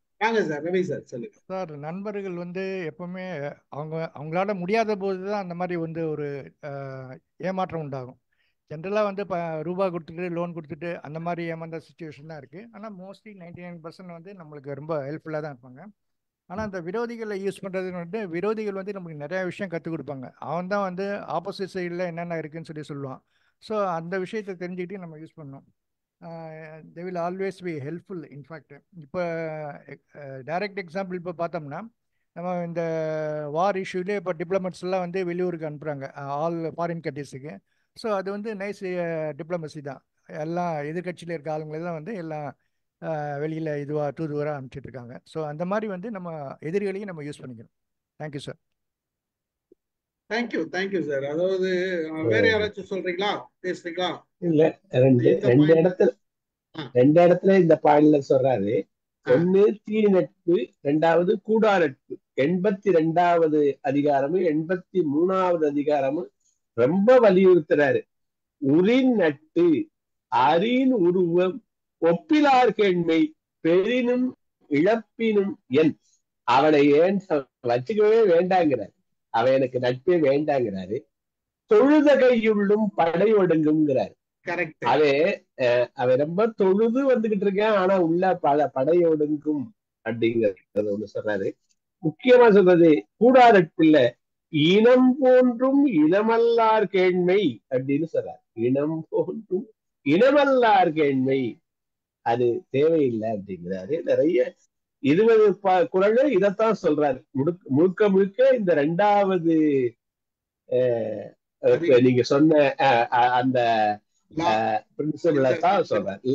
இந்த லா தான் தீ நட்பும் கூடா நட்பும் அதான் சொல்றாரு. நட்பு தான் கூட இருந்தா வந்தேன், அவன் தானே நட்பு. நீங்க சொன்ன முதல் பாயிண்ட், நம்மளோட இருந்தவன் தானே நம்ம எதிரி ஆகிறான். அப்ப அதுக்கு இலக்கணம் ரொம்ப அழகா சொல்லி கொடுத்திருக்காரு. கவனமா இருக்கணுங்கிறது தான். கூடும் தோழனோடும் ஏழமை பேசேல் அப்படின்னு ஒரு ஔவையாருடைய வரி இருக்கு. அதாவது திருவள்ளுவர் வந்து இதுல தனித்தனியா பிரிச்சுட்டாரு. இதை விட அதிகமா சொல்லியிருக்காரு. இந்த ஒரு லைனை வந்து அவர் அழகா ரொம்ப அதிகமா சொல்லியிருக்காருன்றதுதான் நிதர்சனம். ஒரு கூடா நட்புன்னு ஒண்ணு இருக்குது, தீ நட்புன்னு ஒண்ணு இருக்குது. அப்ப அது அந்த கேட்டகரியை பிரிச்சுட்டாரு. அப்ப உண்மையான நட்புன்னா இந்த கேட்டகரியில சேரல. உண்மையான நட்பு இருக்கிறவன் அவன் என்னைக்கும் உனக்கு துரோகம் பண்ண மாட்டாங்க, அவங்க பண்ண மாட்டாங்கன்றதுதான் உண்மை. அதுதான் உண்மையான நட்பு. உடுக்கை இழந்தவன் கை போலன்னு சொல்லிடுறான். அதுதான் இந்த பாயிண்ட் நான் வந்து பார்க்கும் போது எல்லாமே திருவள்ளுவர் சொல்லியிருக்காரு அப்படின்றது எனக்கு அந்த இது ஸ்ட்ரைக் ஆச்சு. திருக்குறளையும் கோட் பண்ணணும்னு நினைச்சேன். நல்ல வேலை நீங்க வந்தது நல்லதா போச்சு. அடுத்தது வேற யாருன்னா பேசுறீங்களா? வாங்க, சொல்லுங்க பிரச்சனை பேசுங்க.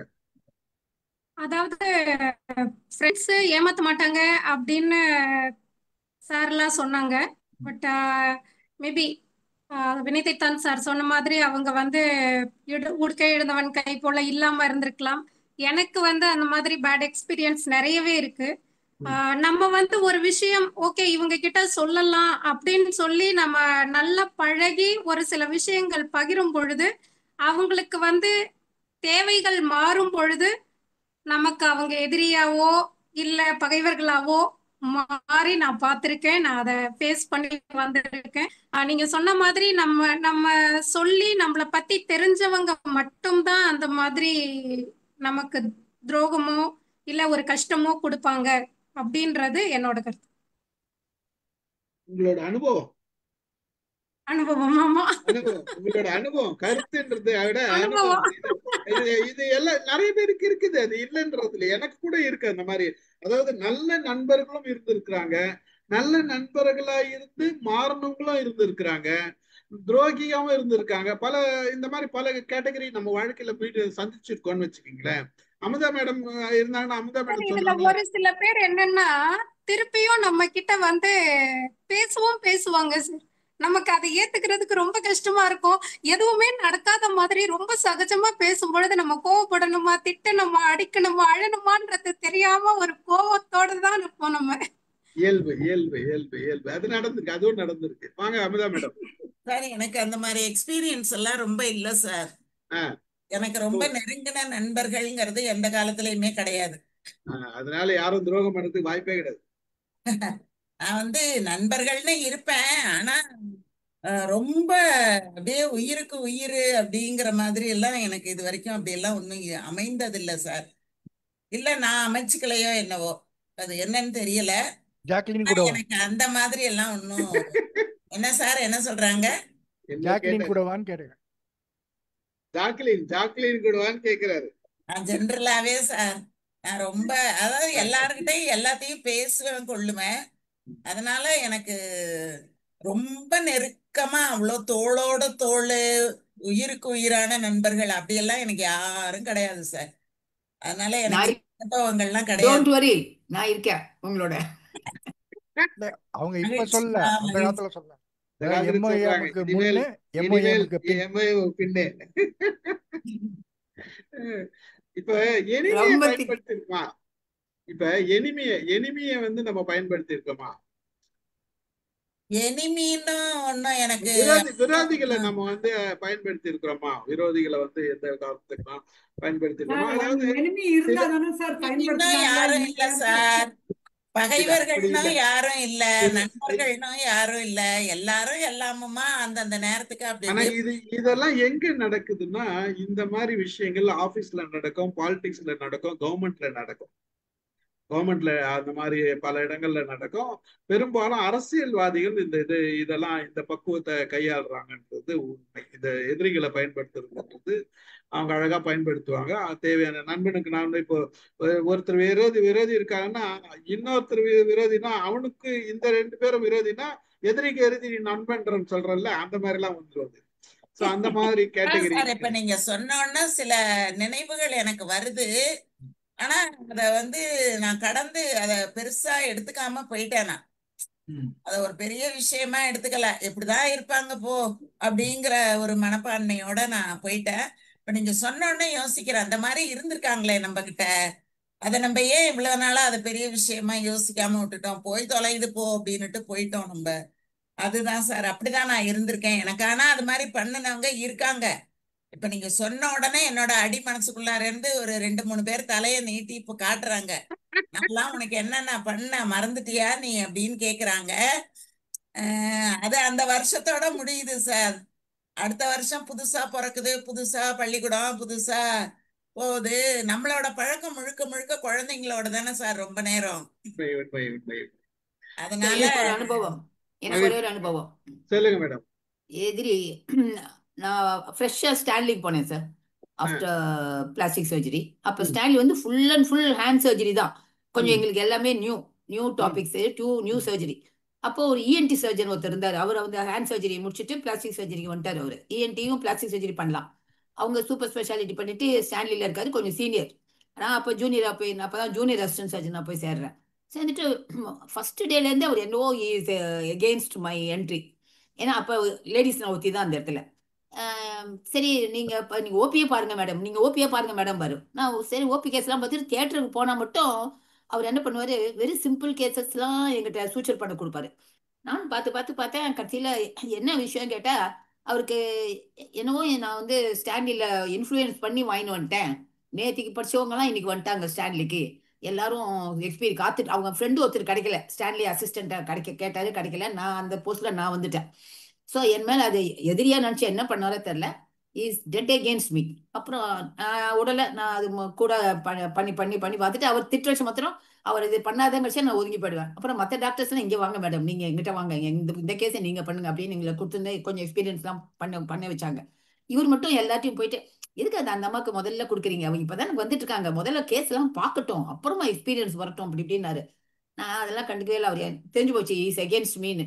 அப்புறம் நைஸாக ஒரு நாள் சீஃப் டாக்டர் போய் சொன்னேன், இது மாதிரி sir what ever chances I am getting, he is obstructing the chances, I am the duty doctor with him. அப்போ ரெண்டு பேரா டியூட்டி போடுவாங்க, அவர் பெரிய டாக்டர், நான் ஜூனியர். எனக்கு சான்ஸே கொடுக்க மாட்டேங்கிறோன்னு, அதுமாரி விடு, நான் உன்னை கத்துறேன், நீ என்கிட்ட வா, நீ கற்றுக்கோ, அவங்க ரொம்ப சீனியர், அவன் பேசினாலே ரொம்ப தப்பாக பேசுவான், விட்டுரு அப்படின்ட்டாங்க. நானும் விட்டேன். அப்புறம் கொஞ்சம் கொஞ்சமாக நான் அவருக்கு முன்னாலேயே என்ன பண்ணேன், அவர் என்னெல்லாம் ஆப்ரேட் பண்ணுறாரோ அதெல்லாம் வந்து நான் வந்து நோட்ஸ் எழுதி அவர்கிட்டயே காமிக்கிற மாதிரி, சார் இப்போ நீங்கள் அன்னைக்கு நீங்கள் சொன்ன ப்ரொசீஜர் இதானே சார் பாருங்க அப்படிமே. ஆமாம் எழுதிருக்கீங்களா, எப்படி நீங்கள் பண்ணதை பார்த்துட்டே இருந்தேன், நீங்கள் தான் சொல்லித்தரல, நான் மெதுவாக வெளியில இருந்து பார்த்துட்டே இருந்தேன். சரி இப்போ நல்லா இதே தான் நான் பண்ணேன், ஓகே நீங்கள் இன்னொரு நாள் வாங்க அப்படி இப்படின்னு கொஞ்சம் கொஞ்சமாக ஒரு வழிக்கு வந்தார்.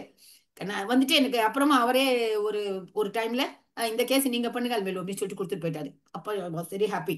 ஐ utilise his technique to attract him and to forgive me. I don't know whether he is having any accusation, and ask him to forget my offense, if at all any, and he was moving with me safely. And the end he was dying with a cancer, sir. He had a ENT cancer. நீங்க சொல்ற இந்த situation வந்து முதல் விதிக்கு, அதாவது இந்த விதிக்கு வரல, முன்னாடி சொன்ன விதிக்கு லாக்கு வந்து எதிரியை பயன்படுத்தலாம்னு சொன்னீங்களே, அவரோட டெக்னிக்கை பயன்படுத்தி அவரோட மெத்தட்லயே அவனை திட்டட்டோனே போயிட்டேன். ஓகே ஓகே திட்டணும் போயிட்டு கடைசியில சாகர சமயத்தில் அலுமையில கூப்பிடுங்கன்னாரு sir. About to die. Doctor அலுமையில கூப்பிடுங்கன்னாரு. போனோம் என் கையை பிடிச்சிட்டாரு. மேடம் நான் ஏதாவது தப்பு பண்ணியிருந்தா மன்னிச்சுக்கங்க, உங்களை விரோதிச்சுட்டு நான் போகக்கூடாது. I was about to cry. Move பண்ணிட்டேன். ஒன்றும் இல்லை சார், நீங்கள் சொன்னது நல்லதானு சொன்னீங்க, நிறைய பெரிய பெரிய சர்ஜரிலாம் கற்றுக் கொடுத்தாங்க, உங்களை பார்த்துட்டே கற்றுட்டேன் சார், நான் கற்றுட்டு உங்கள்கிட்டே காமிச்சேன்னு. அதான் நான் நிறைய சான்ஸ் உங்களுக்கு கொடுத்தீங்க, டியூட்டி பண்ணால் கூட நான் உங்களை புரிஞ்சிக்கல, தப்பா எடுத்துக்காதீங்கன்னு சொல்லிட்டே போனார். அதனால எதிரியை நம்ம பயன்படுத்திக்கிற விதத்துல நம்ம அட்ராக்ட் பண்ணிடலாம். we cannot சாவர காலத்துல ரியலைஸ் பண்ணிருக்காரு, அது மிகப்பெரிய எதிரி இஸ் நாட் ஆல்வேஸ் எதிரி, they will become our friends soon.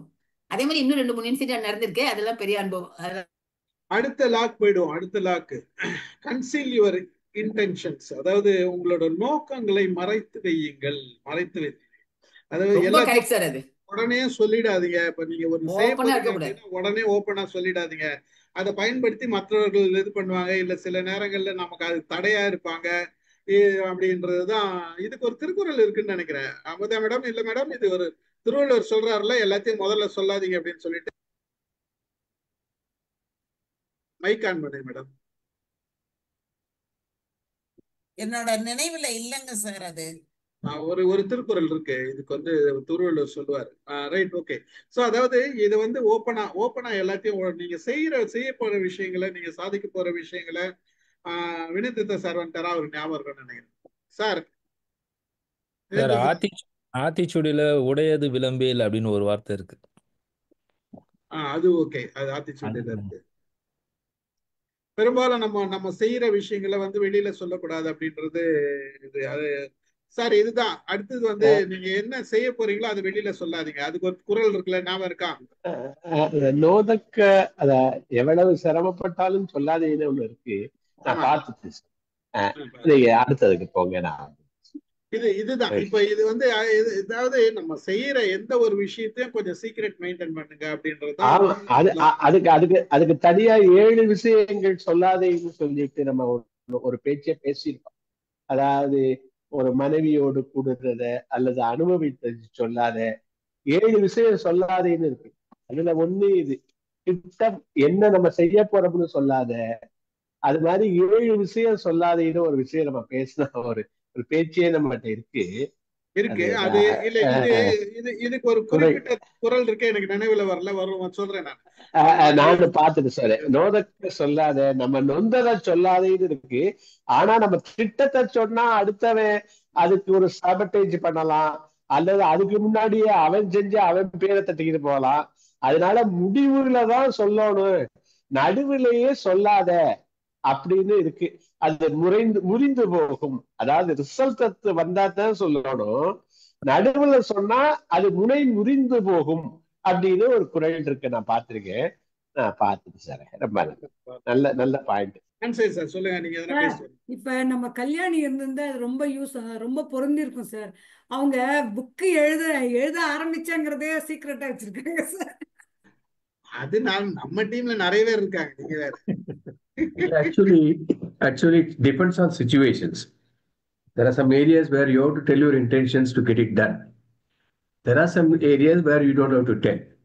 அதனால இது situation varies from place to place. அதனால சில இடங்கள்ல வந்து தனி மனிதன் வந்து அதை ஒரு எண்ணம் வந்து பரவாயில்ல சொல்ல வேண்டாம், பின்னாடி பார்த்துக்கலாம்னு சில காரணங்கள் இருக்கு. ஆனா இது எல்லாரோடையும் கூட்டு முயற்சியா நீங்க பண்ணி முடிக்கணும்னு சொன்னா சொல்லித்தான் ஆகணும். அது வந்து ஒரு கோல் செட்டிங், அது எல்லாரும் இன்வால்வ் பண்ணி தான் ஆகணும். விஷன் மிஷன் எல்லாம் இருக்கு இல்லையா, அதெல்லாம் சொல்லிதான் முடியும். அதனால it all depends. If it's a team work you have to disclose this. பெரும்பாலும் இன்னொரு விஷயம் இருக்கு சார் இதுல. இப்ப மணிரத்னம் எல்லாம் பாத்தீங்கன்னா படம் ஆரம்பிக்கிறதுக்கு முன்னாடியே அட்வர்டைஸ்மெண்ட் போட்டுருவாங்க. இந்த காலத்துல ஜிவி பிலிம்ஸ் வரப்ப படம் பூஜை போடுறதுக்கு முன்னாடியே என்ன பண்ணும், மிகப்பெரிய அட்வர்டைஸ்மெண்ட் இருக்கும், பப்ளிசிட்டி இருக்கும். அவங்களுக்கு வந்து அந்த பப்ளிசிட்டி தான் மார்க்கெட்டிங்.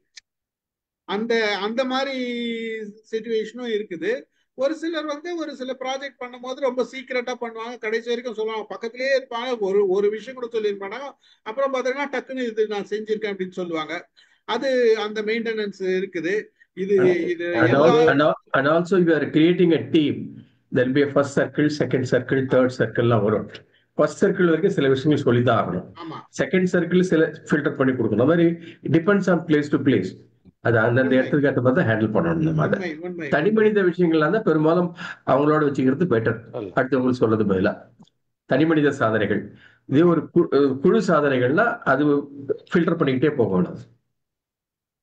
அதாவது கமிட் பண்ணணுங்கிறாங்கல்ல, கமிட் பண்ணணுங்கிறது அதை டிக்ளேர் பண்ற போது அது கமிட் ஆகுது. அதனால அதை நம்ம படிச்சு மறுபடியும் சொல்லிடுறோம். ஒண்ணு. இன்னொன்னு சங்கல்பம்னு ஒண்ணு சொல்றாங்க வடமொழியில. ஒரு வேள்வி செய்யற போது அல்லது ஒன்று தொடங்குற போது மனைவி அதுக்கு கூட இருக்கா. அது என்னன்னா, ஒரு நீ இதை டிக்ளேர் பண்ணிருக்க, அதுக்கு நினைவுபடுத்திக்கிட்டே இருப்பாங்கிறாங்க. நமது ரொம்ப அழகா சொன்ன நண்பர் சொன்னது மாதிரி, இந்த ஃபர்ஸ்ட் சர்க்கிள்ல நம்ம சொல்லியிருக்க போது அவங்க நம்ம சோர்வு போதெல்லாம் நீ இந்த மாதிரி ஒரு சூழ்நிலை பண்ணிருக்க, இதை டிக்ளேர் பண்ணிருக்க, அதனால நீ அதுக்கு முயன்று பாரு அப்படின்னு சொல்லக்கூடும். அது டிபெண்ட்ஸ் அப்பான் சிச்சுவேஷன்ங்கிறது ரொம்ப சிறப்பான கருத்து. நன்றி நன்றி நன்றி நன்றி சார். நன்றி நன்றி. வேற எதனா சொல்லுங்க. உங்க வாய்ஸ் கட் ஆகுது. செகண்டும் தேர்டும் ஒன்னோட ஒன்னு இன்டர் ரிலேட்டட் மாதிரி நான் நினைக்கிறேன் சார். ஏன்னா நம்ம நிறைய விஷயங்களை சொல்லாம இருந்தோம்னா நமக்கு வந்து அந்த ஃப்ரெண்ட்ஸ் கிட்ட ஏமாந்து போறதோ அந்த ஒரு விஷயங்கள் இல்ல பாக்குறதுக்கு இன்டகிரேட்டட் மாதிரி இருக்குது. அதாவது நம்மளோட எல்லா விஷயங்களையும் எல்லார்கிட்டையும் சொல்லக்கூடாதுன்றது செகண்ட். தேர்ட் வந்து என்னன்னா, நீங்க ஒரு விஷயம் செய்யறதுக்கு பிளான் பண்ணிருக்கீங்க, திட்டமிட்டு இருக்கீங்க, செய்யறதுக்கு முன்னாடி ஊர் பூரா சொல்லிட்டு கடைசியில செய்யலன்னா உங்களை அது அசிங்கமா பார்ப்பாங்கன்றது மூணாவது. அப்ப நம்ம செய்யற விஷயத்த செஞ்சு முடிச்ச பிறகு சொல்லும் போது அழகா இருக்கும் அப்படின்றது. இப்ப சில விஷயங்கள் ஒரு டீம் ஒர்க்கா பண்ணும் போது அந்த டீமுக்கு தெரிஞ்சுதான் ஆகணும், அந்த கம்பெனிக்கு தெரிஞ்சுதான் ஆகணும். அது வேற விஷயம். அது டிபெண்ட்ஸ் அப் அந்த ஒரு செயல் தான். அது ஒரு ப்ராஜெக்டை பொறுத்தும் ஒவ்வொரு நம்ம என்ன செய்ய போறோம்ன்றதை பொறுத்து தான் இருக்குது. வசதி மேடம் எதனா சொல்றீங்களா? இல்ல, லாஸ் ஆஃப் இந்த டைட்டில் வந்து 48 லாஸ் ஆஃப் பவர். இந்த பவர்னு வரும்போது உங்களுக்கு நீங்க அதை சொல்லித்தான். இப்போ ட்ரம்ப் இருக்காரு, அப்புறம் வந்து நம்ம பிரைம் மினிஸ்டர் இருக்காரு, யாரும் அவங்களோட பவர் இருக்கும்போது அவங்க என்ன சொல்ல போறாங்க, என்ன செய்யணும்னு நினைக்கிறோமோ அதை அந்த டீமுக்கு சொல்லியே ஆகணும். நீங்க இண்டிவிஜுவலா ஒரு ஆளா தனியா இருக்கும்போது நீங்க சொல்ல வேண்டாம். ஞானசேகர் சார் சொன்னாப்புலதான் இங்க வந்து நீங்க அப்படி அப்படி இருந்தீங்கன்னா உங்களுக்கு நீங்க முன்னேறவே முடியாது. இங்க இண்டிவிஜுவாலிட்டி டசன்ட் கவுண்ட். உங்களுக்கு வந்து அந்த டீம் ஒர்க் தான் முக்கியம். அந்த கம்பெனி முன்னால வரணும். பவர் இருக்கிறவங்க அதை டெசிக்னேட் பண்ணி தான் வைப்பாங்க. அது நீங்க அது மட்டும் தான் போகணும். எல்லாமே இன்டர் கனெக்டட் தான். முதல் பவர் இருக்கு, அதுக்கு வந்து லாஸ் கிரியேட் பண்றாங்க. இதெல்லாம் நான் பண்ண போறேன், இதெல்லாம் பண்ணணும் அப்படிங்கும்போது நீங்க அது ஓப்பனா இருக்க வேண்டியதுதான். நீங்க உங்களோட தாட்ஸை சொல்லணும். எங்க சொல்லணுமோ சொல்லணும், எங்க சொல்லக்கூடாதோ சொல்லக்கூடாது. ஆனா வந்து அது மாதிரி தான் போகணுமே ஒழிய நான் வந்து எல்லாத்தையும் மறைச்சு வைப்பேன் அப்படி. அப்ப அது வந்து நீங்க ஒரு நாவல் எழுதுறீங்க, அதை சொல்ல வேண்டாம். நீங்க ஒரு தனியா பண்ணீங்க, அதை சொல்ல வேண்டாம். ஆனா அது வந்து ஒரு டீம் ஒர்க்கா இருக்கும்போது நிறைய விஷயங்கள் டீம் ஒர்க்ல தான் வருது இப்பெல்லாம். இனிமே வர முன்னேற்றங்கள் எல்லாமே டீம் ஒர்க்ல தான் இருக்கு. நான் சொல்லாம வச்சுட்டு இருந்தா அது சரியில்லை. இல்ல, நீங்க சொன்னது வாஸ்தவம் தான் மேடம். ஒரு ஆபீஸ்ல 100 பேர் இருக்காங்கன்னு வச்சுங்களேன். ஒரு ஒரு ஒரு ஒரு பாஸ் வந்து ஒரு நாளைக்கு எங்கேயோ வெளில போறாரு, ஒரு வாரத்துக்கு இருக்க மாட்டாரு.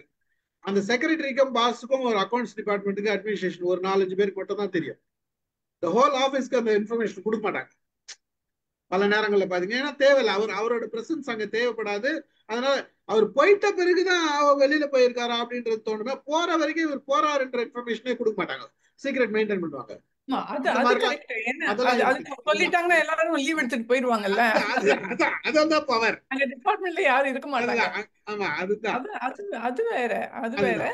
அந்த சிச்சுவேஷனை பொறுத்து இருக்கு. எங்க நீங்க ப்ரொஃபஷனலா பண்ணணுமோ அங்க நீங்க பண்ணியே ஆக வேண்டியது. இதெல்லாம் தான் இதுல சொல்றாருன்றது தெரியுது. நம்ம சிச்சுவேஷனுக்கு தகுந்த மாதிரி சில இது எப்படி அப்படின்னா, இப்ப வந்து நான் டீச் பண்ணும்போது நான் ஒரு டெக்னிக்கை யூஸ் பண்றேன், அது சக்சஸ்ஃபுல் ஆயிருச்சு வச்சுங்களேன், நான் அதை கொஞ்ச நாளைக்கு சீக்கிரட்டா தான் வச்சுக்குவேன். ஏன்னா நான் அதை சொல்லிட்டேன் அப்படின்னா எல்லாரும் அதை ஃபாலோ பண்ண ஆரம்பிச்சாங்க. அதுக்கப்புறம் என்னோட இவாலுவேஷன் எனக்கு தனியா நிக்காது. ஸோ அதனால நான் குவைட்டா வச்சுக்கிட்டே இருப்பேன். என்னோட இவாலுவேஷன்லாம் முடிஞ்ச உடனே அது அது நல்லா ஆயிடுச்சு அப்படின்னா அப்புறம் மீட்டிங்ல வந்து அவங்க சொல்லும்போது ஆமா நான் இந்த டெக்னிக்கை யூஸ் பண்ணேன், நான் என்னோட பவர் பாயிண்ட் நடுவில் எனக்கு ஒரு குவிஸ்லெட் வரும் அப்படிலாம் நான் வந்து சொல்ல முடியுமா வெளிய. அதுக்கு முந்தி நீங்க அந்த வந்து ரிசல்ட் வராம நீங்க அதை ஓபன் பண்ண முடியாது. இது ஜாப்ல மட்டும் இல்ல மேடம், ஈவன் குக்கிங்ல கூட சிலர் வந்து டெக்னிக் சொல்லி தர மாட்டாங்க என்ன பண்ண அப்படின்ட்டு. ஏன்னா அவங்க தான் ஸ்பெஷலா பண்ணணும் அப்படின்னு நினைப்பாங்க. ரொம்ப நாள் கழிச்சு இல்ல அவங்களுடைய ஓன் டாட்டர் ஓன் மதர் அந்த மாதிரி ஃபர்ஸ்ட் சர்க்கிள் அவங்களுக்கு மட்டும் வேணா சொல்லி தருவாங்க. அந்த மாதிரி ஐ ஹவ் மெட் பீப்புள். பல இன்வென்ஷன்ஸ் பாத்தீங்கன்னா நிறைய பேர் பல விஷயங்கள் கண்டுபிடிச்சிருக்காங்க. ஆனா ரிஜிஸ்டர் பண்ணவங்க மட்டும்தான் அதுல வந்து நேம் இருக்கு. அவங்க ட்ரேட்மார்க்கை ரிஜிஸ்டர் பண்ணவங்க மட்டும்தான் அவங்க வந்து இது வந்து ரைட்ஸ் வாங்கணுங்கிறது மட்டும்தான் இவங்க கண்டுபிடிச்சாங்கன்னு நேம் இருக்குது பாத்தீங்கன்னா. அப்போ அந்த அந்த இதெல்லாம் கூட இருக்குது. இது மாதிரி இப்போ ஒரு ப்ராடக்ட்டை நான் கண்டுபிடிக்கிறேன்னா நிறைய பேருக்கு தெரிஞ்சுன்னா அவன் கண்டுபிடிச்சிட்டு வேற அவன் தான் போய் அவன் இது வாங்கிடுவான், ரைட்ஸ் வாங்கிட்டான்னா அப்போ நம்ம உழைப்பு போயிடும் அப்படின்ற அந்த மாதிரி ஒரு விஷயங்களும் இருக்குது. டிபெண்ட்ஸ் ஆன் தி இதுதான் சிச்சுவேஷன். அதுதான் ஒண்ணே ஒன்று சொல்லணும்னு நினைக்கிறேன் சார்.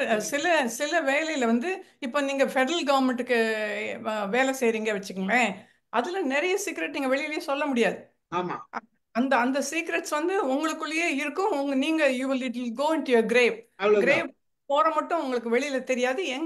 இப்போ என்னோட ஹஸ்பண்ட்லாம் நிறைய விஷயங்கள் சொல்ல மாட்டாங்க. நீங்க சொல்லும் போதே தெரிஞ்சிச்சு எனக்கு நீங்க உங்க ஹஸ்பண்டோட இதுதான் சொல்றீங்க. ஆமா, கம்ப்ளீட்டா it will not be revealed. Okay, அது என்னன்னே தெரியாது, யாருக்குமே சொல்ல மாட்டாங்க, அவங்களுக்குள்ளேயே தான் இருக்கும் அது. ஸோ அந்த அந்த மாதிரி நிறைய விஷயங்கள் வந்து சில இதை நீங்க கீப் அப் பண்ணியே ஆகணும். அதான் அதுதான் பவர். அதுதான் மேஜர் பிளே பண்றது பவர். அடுத்த லா போயிடுவோம். நம்ம அடுத்த லா என்ன சொல்றாருன்னா, இது வந்து பேசுறத பத்தி always say less than necessary. என்ன தேவைப்படுதோ அதை விட கம்மியா பேசுங்கன்றாரு. எப்பொழுதும் தேவைக்கு குறைவா பேசுங்க அப்படின்றது. நம்ம தேவையில்லாதெல்லாம் பேசாத அப்படின்னு நம்ம சொல்லுவோம், அது இல்லை இவர் சொல்றது. நீங்க என்ன தேவைப்படுதுன்னு நினைக்கிறீங்களோ, பேசணும்னு நினைக்கிறீங்களோ அதை விட குறைவா பேசுங்க அப்படின்ற விஷயத்த சொல்றாரு. இது எத்தனை பேர் நம்ம ஃபாலோ பண்றோம்? கஷ்டம் தான் இல்ல இது. நம்ம என்ன பேசணும்னு நினைக்கிறோம் அதை விட அதிகமா தான் பேசுறோம். நம்ம 2 நிமிஷம் பேசணும்னு நினைச்சோம்னா 5 நிமிஷம் பேசணும். 5 நிமிஷம் சில சமயத்துல எல்லாம் சில விஷயங்களை சொல்லலைன்னாலும் நமக்கு வேற வேற பிரச்சனைகள் வரும் சார். அது இருக்கு, சொல்ல வேண்டிய சொல்லித்தான் ஆகணும். ஆனா ஒரு சிலர் இருக்காங்க அளந்து பேசுறவங்க இருக்கிறாங்க. ஒரு 4 வாரத்துக்கு மேல பேச மாட்டாங்க, 10 வாரத்துக்கு மேல பேச மாட்டாங்க. ஒரு ப்ராஜெக்ட் என்னன்னா அதிகமா பேச மாட்டாங்க, அதிகமா சொல்ல மாட்டாங்க. அது வந்து இது வந்து பவர்ல இருக்கிறவங்களுக்கு இந்த விஷயங்கள் அப்ளிகபிள் ஆகுதுன்னு வச்சுக்கலாம். பல நேரங்கள்ல நல்ல ஒரு டாப் பீப்புள் பாத்தீங்கன்னா அவங்க பேசுறது 2 வார்த்தை தான் பேசுவாங்க, நிறைய பேச மாட்டாங்க. பொலிட்டீஷியன்ஸ், ஒரு சீஃப் மினிஸ்டர், ஒரு ஹை பொசிஷன்ல இருக்கிறவங்க வந்து அந்த பவர்ல இருக்கிறவங்க அதிகமா பேசினா எங்க இருந்து இதெல்லாம் உளறிட போகிறோமோன்ற அந்த ஒரு பயம் வேற இருக்கும். ஏதாவது விஷயம் அது அந்த பயம் இருக்கும். ஏதாச்சும் தப்பி தவறி பேசிட்டாங்கன்னா அவங்க உளர்ற ஒவ்வொரு வார்த்தையும் வேலிடு. அதனாலதான் நான் எழுதி வச்சு படிக்கிறாங்க எல்லாருமே வந்து, டாப் பீப்புள் யாருமே வந்து எழுதி வச்சு படிக்கிறது அதுக்காக தான். ஏன்னா தேவையில்லாத வார்த்தையை நான் பேசிட்டேன்னா அது வந்து வாக்கு கொடுத்த மாதிரி ஆயிடும். அப்போ வந்து ரொம்ப கேர்ஃபுல்லா இருக்கணும் அப்படின்றது தான். அப்போ பவர்ல இருக்கணும்னா நீங்க வந்து பேசுறது வந்து நீங்க என்ன தேவையோ அதுக்கும் கம்மியா பேசுங்க அப்படின்றத இது சொல்றாரு. நம்மலாம் வந்து பேசணும்னா எப்படி இருப்போம்ன்றது வேற விஷயம். இது நீங்க பார்த்த அனுபவங்கள் உங்க இதுல. சார், இந்த சொல்லுக சொல்லை பிரிதோர் சொல்ல சொல்லை வெல்லுஞ்சொல் இன்மை அறிந்துன்னு ஒரு குறள் இருக்கு. கிட்டத்தட்ட இதுக்கு இது பொருந்தது. பெரும்பாலும் வந்து சைலன்ஸ் இஸ் குட் கம்யூனிகேஷன் சொல்லுவோம் இல்லையா. எல்லா நேரத்திலயும் பேசிடக்கூடாது, லவலவான்னு பேசக்கூடாது, கொஞ்சம் வாய் கண்ட்ரோலா இருக்கணும்ன்றதுதான் இது. சொல்லுக சொல்லில் பயனுடைய, சொல்லற்க சொல்லில் பயனிலா சொல், அது ஒண்ணு இருக்கு. தேவையானதை மட்டும் சொல்லுங்க, அது பயனுடையதா இருந்தது மட்டும் சொல்லுங்க, தேவையில்லாதது பேசாதீங்க அப்படின்றது. இது கொஞ்சம் நமக்கெல்லாம் கஷ்டமான விஷயம் தான். மீட்டிங் நடக்காது சார். நம்மெல்லாம் நண்பர்கள் சார், நம்மெல்லாம் நிறையாதான் பவர்ல இல்ல, நம்மளாம் அதிகாரத்துல இல்ல. நம்ம வந்து அதிகாரத்துல இருக்கும் போதுதான் அதெல்லாம். இப்ப நம்ம அதிகாரத்துல இருக்க அதிகாரம் தேவைப்படுவர்களுக்கு மட்டும்தான். ஆமா, நமக்கெல்லாம் கிடையாது சார். அதிகாரம் தேவைப்படுறவங்களுக்கு மட்டும்தான் இது. இது வந்து அது வந்து நண்பர்கள்ல இதை எடுத்துக்க வேண்டாம், உண்மை. அடுத்த இதுவும் போயிடும். வேற எதனா சொல்றீங்க? இத கார்ப்பரேட்ல சொல்லும் போது எலிவேட்டர் பிட்ச்னு சொல்லுவோம் சார். அந்த டாப் பிசினஸ் பீப்புள் கிட்ட நீங்க ஏதாவது ஒரு ப்ரொபோசல் சொல்லணும், இல்ல அவங்க கிட்ட ஒரு அப்பாயின்மெண்ட் வாங்கணும்னா கூட அந்த லிஃப்ட்ல போற கேப்புக்குள்ள நீங்க அந்த 30 செகண்ட்ஸ் இல்ல 1 மினிட்டுக்குள்ள நீங்க என்ன பிட்ச் பண்றீங்க அப்படின்றதுதான். அது பேரே எலிவேட்டர் பிட்ச் தான். சோ அந்த டு த பாயிண்ட் அந்த பர்டிகுலர் செகண்ட்ல நீங்க பேசி அவங்க கிட்ட அதுக்கப்புறமா தான் நீங்க அப்பாயின்மெண்டே வாங்க முடியும். அவ்வளவுதான் நீங்க கிறிஸ்பா பேசணும். அது வந்து நீங்க சொன்ன மாதிரி அந்த பவர் பீப்புள் அவ்வளவுதான் டைம், அந்த கேப்ல நம்ம பேசுறது மட்டும்தான். உண்மை உண்மை உண்மை உண்மை. அடுத்த பாயிண்ட் போயிடுவோம் நம்ம. லா ஆஃப் 5, புகழோட வாழ பழகிக்கணும். So much depends on reputation. Reputation ரொம்ப அவசியம் அப்படின்றது இது நம்ம பார்த்திருக்கோம். பெரும்பாலும் நம்ம எல்லாருமே பார்த்திருக்கோம். டாப்ல இருக்கிறவங்க, பவர்ல இருக்கிறவங்க எல்லாம் அவங்களோட அந்த ரெப்புடேஷன் கெடாததை பாத்துக்குவாங்க. எப்பயுமே அந்த மெயின்டெனன்ஸ் இருக்கும். இது இருக்குது இல்ல, நம்ம பாக்குறோம் இல்ல, எல்லா இடத்துலயும் நம்ம பார்க்கிறோம் இல்ல. நம்ம போடுங்க சார், அத இன்னொரு தடவை போடுங்க அந்த ஸ்லைட.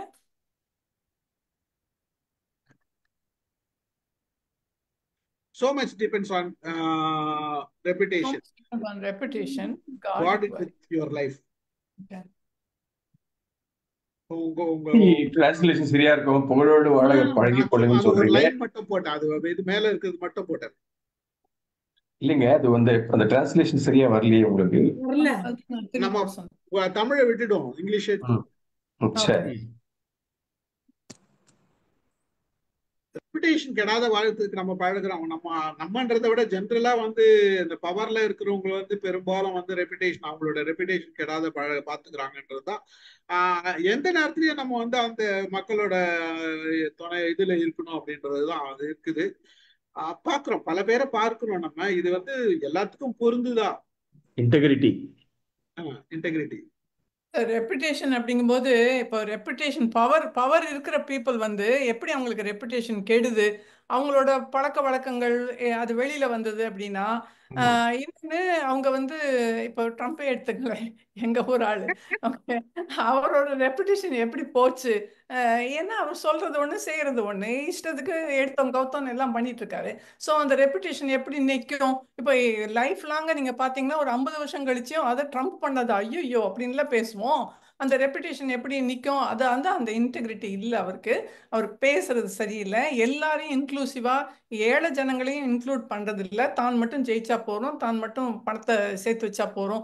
இந்த ரெப்புடேஷன் எப்படி கெடுது அப்படின்னா அவங்களோட ஓன் பிஹேவியர் தான். ஸோ அந்த புகழோடு வாழணும். அந்த சரி, இப்போ ஒருத்தவங்க ஊழல் நிறைய பண்ணிக்கிட்டே இருக்காங்கன்னா அவங்க ரெப்யூட்டட் லீடரா இருப்பாங்களா? இருக்க மாட்டாங்க. அவங்க அதுதான் அங்க ரெப்புடேஷன் அப்படிங்கிறது. உங்களோட புகழை நீங்க எப்படி சேர்த்து வச்சுக்கணும் அவங்க யோசிக்கணும்.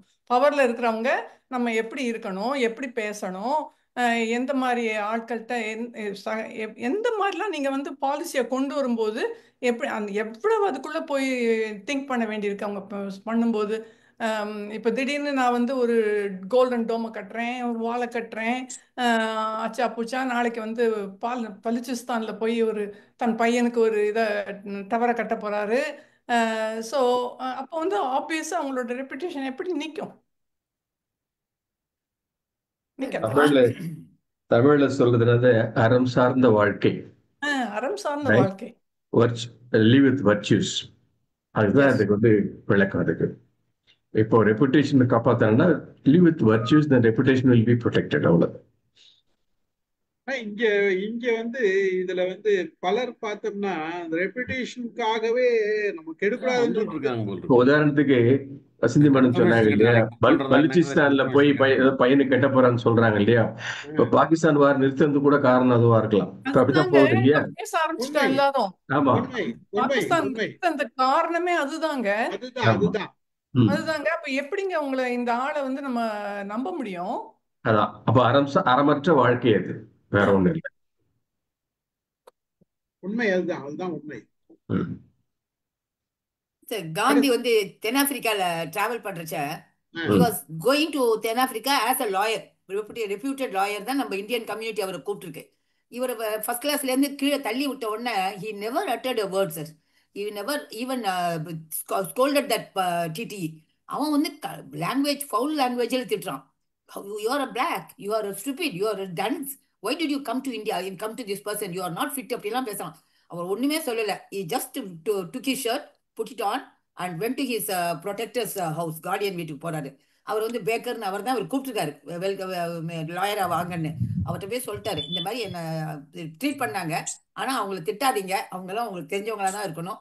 But they have done their duty. தே அப்பார்த்தி இன்னும் இருக்கீங்க, என்னை தள்ளி விட்டாங்க, எங்க ரேஸையும் இப்படி தான் தள்ளி விடுறீங்கன்னு நினைக்கிறேன்.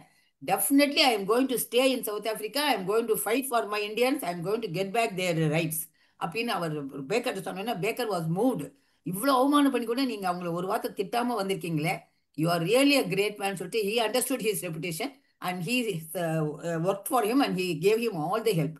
So there stands the man's reputation, integrity and speak less to not to spoil your reputation. அந்த மாதிரி அவர் தன்னுடைய இதை தன்னோட வர்ச்சுவை எப்போதுமே காப்பாத்திட்டு இருக்காரு. அந்த மாதிரிதான் நம்மளும் இருக்கணும். அதாவது ஒரு நம்ம பல நேரங்கள்ல வந்து இது வந்து காந்தி செஞ்ச விஷயம் வந்து பல நேரங்கள்ல நம்மளும் செய்யறோம். அதாவது சில இடத்துல நம்ம வந்து தேவையில்லாத பேசினோம்னா நமக்கு தான் இது அசிங்கன்றதுக்காக நம்ம வாய மூடிட்டு வந்துடும், ஒன்றும் பிரச்சனை இல்லை அப்படின்னு சொல்லிட்டு அது அந்த டாலரேஷன் இருக்குது இல்லை நம்மகிட்ட. அது அப்போ வந்து அந்த பெரும்பாலும் நீங்க பாருங்க, ஒரு பவர்ல இருக்கிறவங்க எப்படி வரும் சார், நம்மளோட வர்ச்சுவா தானே வரும். அதுதான் நம்ம குணம் அப்படி இருந்தா தானே வரும். நம்ம மட்டும் எடுத்தோம் கவுத்தோம் பேசுறவங்களா நம்மளும் திட்டிட்டு வந்துடலாம்ல. I have come here as a lawyer, I have come for my duty. Who are you? பவர்ல இருக்கிறவங்க பேச மாட்டாங்க, செயல்ல காமிச்சுவாங்க. அதான் நம்ம கையில நல்ல குணம் இருக்கு, நல்ல டாலரன்ஸ். அதுதான் மெயின். அதுதான் அந்த நம்ம பவர்ல இருக்கிறப்ப இதை வந்து நம்ம பேச வேண்டிய அவசியம் இல்லை. நம்ம வந்து ரெப்புடேஷன் மெயின்டைன் பண்ணணும்னா பேசக்கூடாதுன்றதுதான் அவர் சொல்றாரு. தேவையில்லாத நம்ம எங்கெங்கெல்லாம் முடியுமோ அங்கங்க நம்ம காப்பாத்திக்கணும் அப்படின்றதுதான் இது இந்த லா அவர் சொல்றது. அடுத்தது வந்து என்ன சொல்றாருன்னா,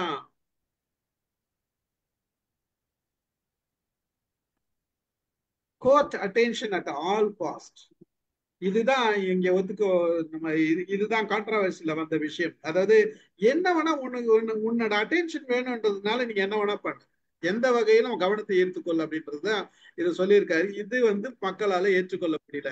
அதாவது பேடா இருந்தாலும் பரவாயில்ல, பாசிட்டிவா இருந்தாலும் பரவாயில்ல, நெகட்டிவா இருந்தாலும் பரவாயில்ல, உன்னோட அட்டென்ஷன் எப்பயுமே அது இப்போ நம்ம இதுல இப்போ சோசியல் மீடியாவில் இருக்கு இல்லையா, பலர் வந்து தேவையில்லாத விஷயத்த பேசி பேசி அவங்களோட அட்டென்ஷன் எப்பயுமே இருக்கிற மாதிரி இருக்குது. ஒரு சில பார்ட்டிஸ், பொலிட்டிக்கல் பார்ட்டிஸ் இருக்கு, எதனாச்சும் பண்ணிட்டே இருப்பாங்க. அவங்க என்ன பண்றாங்கன்றதை விட அவங்க அட்டென்ஷன் இருந்துட்டே இருக்கும் அப்படின்ற மாதிரி பல விஷயங்கள் பண்ணிட்டே இருக்கிறாங்க. ஸோ இந்த மாதிரி விஷயங்கள்லாம் இது இது இது வந்து பவர்ஃபுல் பீப்புளுக்கு ஓகே அப்படின்றாரு. இங்கெல்லாம் பிரச்சனை வந்து கான்ட்ராவர்ஷியல் இந்த ரூல் வந்து மக்களால ஏற்றுக்கொள்ள முடியல, இது அன்எத்திக்கல் ஒரு ரூலா இருக்கு அப்படின்றது பேசியிருக்காங்க. பலரால ஏற்றுக்கொள்ள முடியலை. இது வந்து அட்டென்ஷன் ஷீக்கிங். இது வந்து எல்லா இடத்துலயும் என்னோட அட்டென்ஷன், என்னை பத்தி பேசணும், என்னை பத்தி இருக்கணும், என்னை தெரிஞ்சுக்கிட்டே இருக்கணும். அது நெகட்டிவா இருந்தாலும் பரவாயில்ல, பாசிட்டிவா இருந்தாலும் பரவாயில்ல, நான் எது வேணா செஞ்சுன்னு இருப்பேன், என் பேர் ஊர் பூரா பேசிக்கிட்டே இருக்கணும்ன்ற கதை தான் இது சொல்றாரு. அது வந்து அன்எத்திக்கல் தான் இல்லையா. நமக்கு வந்து அத நம்ம ஊர்ல இப்படி கிண்டல் பண்ணுவாங்க, கல்யாண வீட்டுக்கு போனா மாப்பிள்ளையா இருக்கணும்ன்றான், சாவு வீட்டுக்கு போனா பணமா இருக்கணும்ன்றான். அதேதான் அந்த அளவு நம்ம ஊர்ல பேசுவாங்க. அந்த நாட்டுக்கு அவர் சொல்றது ஒரு சரியா இருக்கலாம், நம்ம கல்ச்சருக்கு சரி வராது. அது பெரும்பாலும் பல இடங்கள்ல சரியா வராது. ஈவன் வெஸ்டர்ன் கண்ட்ரீஸ்ல கூட இது எந்த அளவுக்கு ஏத்துக்குவாங்க அப்படின்றது நம்ம சொல்ல முடியாத செய்தி.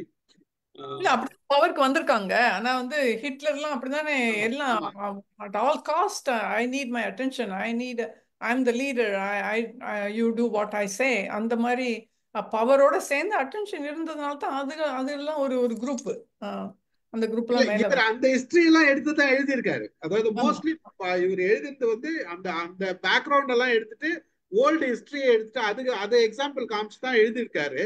ஆனா வந்து நம்ம இன்றைக்கு காலகட்டத்துல அது வந்து சில விஷயங்கள் இந்த மாதிரி நம்ம ஏத்துக்க முடியுமா அப்படின்றது பார்த்தோம்னா அது முடியாது. மேபி இது தனி மனிதனுக்கு சொல்லாம பவர்ல இருக்கிறவங்களுக்கு சொல்றதா இருக்கு. பவர்ல இருக்கிறவங்களுக்கு தான் சொல்றாரு. பவர்ல இருக்கணும்னா அரசியல்வாதி சார், இது பெரும்பாலும் அரசியல்வாதிகெல்லாம் சொல்லியிருக்காரு. டாப்ல இருக்கிற அந்த அரசியல்வாதிக்கு சப்போர்ட் பண்ற ஆளுங்க அந்த மாதிரி இருக்கவங்களுக்கு தான் இது சொல்லியிருக்காரு. நீங்க பவர்ல இருக்கணும்னா அப்படி பண்ணணும் அப்படின்ற மாதிரி தான் இது. நம்ம நாட்டிலேயே நிறைய பேர் எக்ஸாம்பிள் கொடுக்கலாம். அது மாதிரி நிறைய இருக்காங்க,